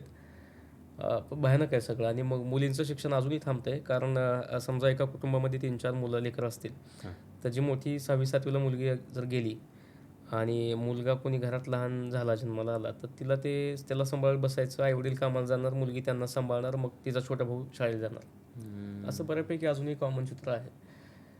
तर जसं मी म्हणलं की आपण सगळं काही माहीत नाही, म्हणजे ती ताकद येऊ आपल्याकडे बदलायला, पण जरी नसेल तरी छोट्या छोट्या ह्याच्यामध्ये जर करता आलं तर म्हणून हा एक प्रयत्न आहे. आणि म्हणून त्या किटच्या माध्यमातून एवढं जमेल तेवढं त्या वर्षी आम्ही विचार करतो की अजून काही फर्स्ट एड किट द्यायच्या का मध्ये वगैरे, असं so that we can have customise kit अशा स्टुडंट्सना. आता तू म्हटलास मागच्या वर्षी 500 का 600 500 किट आपलं आता काइंड ऑफ गोलच आहे की 500 kits for children every year. Very good. आणि हा मे महिन्यामध्ये करणार आहेस? आता आपण यावर्षी जूनपासून सुरू करतो. म्हणजे जो डिस्ट्रीब्युशन पिरियड असतो तो असतो जुलै ते 15 ऑगस्ट. डिस्ट्रीब्युशन प्रिपरेशन जो पिरियड असतो आमचा तो आता 1 March till June. 500 kit prepare करणं काय, कारण तुम्हाला तो डेटा लागतो. तुम्हाला तसे शाळेतले शिक्षक तेवढी प्रोएक्टिव्ह आहेत का, म्हणजे उगाच आपल्याला द्यायचं म्हणून कुठं पाठवून द्यायचं नाही. किंवा आमच्या पण काही लर्निंग्स आहेत, कुठं द्यायच्या कुठं नाही, काही निकष ठरवायचे, तर त्यानुसार आपण हे किट ठरवतो. तर तो एक जो फ्लॅगशिप प्रोजेक्ट आहे, youth mentoring programme, youth mentoring, बोलक्या भिंती, सॉरी हा स्कूल किट. तिसरा जो आहे तो बोलक्या भिंती. बोलक्या भिंती is connected with the same. कारण असं आहे की ज्या शाळेमध्ये आम्ही रेनकोट घालून पायापर्यंत चालत गेलोय, ती शाळा म्हणजे 10x10ची रूम, ओके, साईडला अनयूज कंडिशनमध्ये म्हणा किंवा असं न वापरता येण्यासारखं बाथरूम आहे. आणि शिक्षकांचं कसं असतं ना, शिक्षकांना पण खूप स्ट्रगल आहेत प्राथमिक शाळेच्या. तिथे जर बदली झाली तर शिक्षक त्याच शाळेमध्ये झोपतात, तिथेच त्याच रूममध्ये. तिथेच एक फळं आहे, म्हणजे माझ्याकडे एक फोटो आहे, may be I can share that.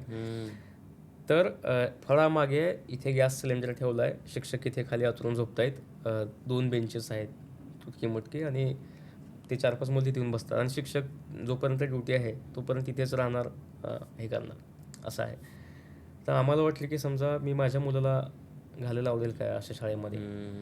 तर ही मुलं आपण जेव्हा म्हणतो की पटसंख्या कमी होते, जिल्हा परिषदला मुलं जात नाही, तर वेलकमिंग काय ना, म्हणजे काय एका मुलाला वाटले पाहिजे की मला शाळेत जायला पाहिजे. बरोबर. सो यासाठी ना how we can create welcoming spaces for students, या आयडियाखाली we have started this classroom transformative initiative.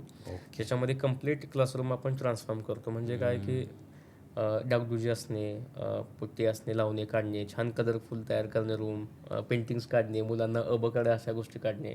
तर आपण हा बोलक्या भिंतीमधून सुरू करतो, सो दॅट मुलांचा पट वाढावा. मुलांना म्हणजे काही काही लिटरली असे क्लासरूम आहेत की तुम्ही पाय ठेवला की वास यायला सुरुवात होतो. आणि सगळ्या पाऊस खूप पडतो काही भागामध्ये, तर या सगळ्या भिंतींना बुरशी लागलेली असते. तर नाही, याच्यामध्ये कसे काय बसणार ना मुलं. आणि अनफॉर्च्युनेटली काही चॉईस नाही आहे. म्हणजे तिथे गावामध्ये तीच जर शाळा असेल तर तुम्हाला त्या मुलांना चॉईस पण नाही. आपण हेल्थ पॉईंट ऑफ व्ह्यूनं बघितलं, हायजीन वगैरे, बाथरूम तर खूपच लक्झरी सोडा, अजूनही बाथरूमचे खूप चॅलेंजेस आहेत. आपण एकीकडे बघतो बाथरूम खूप होत आहेत, पण रिॲलिटीमध्ये बाथरूम मेंटेनन्स जो पार्ट आहे तो खूप मिसिंग आहे आणि मुलांना हे चॅलेंजेस आहेत. पण ठीक आहे, ग्रामीण भागामध्ये ॲटलिस्ट ती एक रूम शाळा आहे का जी मुलांना वाटली पाहिजे की मला जायचं आहे. या आयडिया साठी आपण तो बोलक्या भिंती प्रोजेक्ट चालू केला. अजून काय प्रकल्प आहेत? यूथ मेंटरिंग बोलक्या भिंती हा एक झाला आणि मला वाटतं 3-4 एवढेच सध्या आपण ह्याच्यावरती करतो. आणि एक एसीए कॉम्पिटिशन किंवा असे आपण काही घेतो. जनरली मुलांना ॲक्सेस करण्यासाठी काही इव्हेंट्स घेतो. हे 3 फ्लॅगशिप आहेत बऱ्यापैकी आपले. ओके. आणि अवेअरनेस वाढावा, मुलांना मोठ्या व्यक्ती कळाव्या, त्यांच्या जयंतीनिमित्त वगैरे निबंध स्पर्धा घेणे, मुलांना मोटिवेट करणे, त्यांच्या जीवनचरित्राबद्दल सांगणे, असे इव्हेंट कायम सुरू असतात. नाईस. PCF किल्लारीचं फ्युचर काय दिसतंय तुला? फ्युचर म्हणजे काम खूप आहे. काम करायला म्हणजे मला जेव्हा सुरुवात केली ना, मी जसं म्हणलं की खूप छोटं स्कोप होता की किल्लारी, नाही का. बरोबर. पण जेव्हा त्याच्या बाहेर बघायला लागलो तेव्हा कळलं की नाही का, म्हणजे आपण जर तो कॉज तिथे लिमिट केला तर तो आपली संकुचित वृत्ती असेल की मी माझं गाव माझ्या जागी केलंय. रादर त्याला किती आपल्याला रादर दॅन NGO कॅटलिस्ट म्हणून जर वापर करता आला की याच्यावर येणारे लोक तेच त्यांच्या स्पेसमध्ये समजा कोणी आला कनेक्ट झाला तर त्याच्या गावामध्ये जर त्याला काय करायचं असेल तर PCF should be platform for that. Right. म्हणजे प्रत्येकाला जाऊन संस्था काढायची मग करायचं आहे, मग त्याच्यामध्ये वेगवेगळे चॅलेंजेस किंवा गोष्टी होतात. ते न पडता मला ग्राउंडवर काय करायला मिळेल या सगळ्यांसाठी मला वाटतं PCF मला तो तसा एक ओपन प्लॅटफॉर्म करायचा आहे. Very good. जो की जिथे कोणी येऊन त्यांच्या आयडियाज, इनोव्हेशन्स, या मुलांना एम्पॉवर कसं करणे, ग्रामीण भागातल्या मुलांना, बरोबर, त्यांना अजून इफिशियंट कसं करणे स्कूल्स, हे जे कुणाला करायचं आहे आय थिंक मला वाटतं ते करता आलं तरी खूप झालं. ग्रेट. असं आहे. ग्रेट.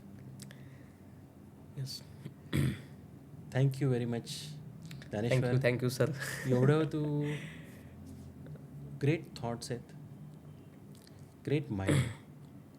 म्हणजे तुझ्याबरोबर मी जेवढं बोलतो आहे एवढं लेवलचं इन्स्पिरेशन मिळतो आहे मला. म्हणजे जसा तू शिवखेरा म्हण, ओशो म्हण, हे सगळ्यांचं जे बोलण्यावरती 1% इन्स्पिरेशन त्याच्यावरती तू 99% पर्स्पिरेशन केलं आहेस, तसा तू कोणाचा एक 1% इन्स्पिरेशन होऊन you will become the catalyst for so much of growth. आणि हा पॉडकास्ट जो ऐकणारे आहेत ज्यांना थोडं तरी इन्स्पिरेशन मिळालं याच्यावरनं, yes, it is a huge success of this podcast. Thank you very much. Thank you so much. Thanks for taking time. And we are always there with you. Yes. For whatever you are doing. Thank you.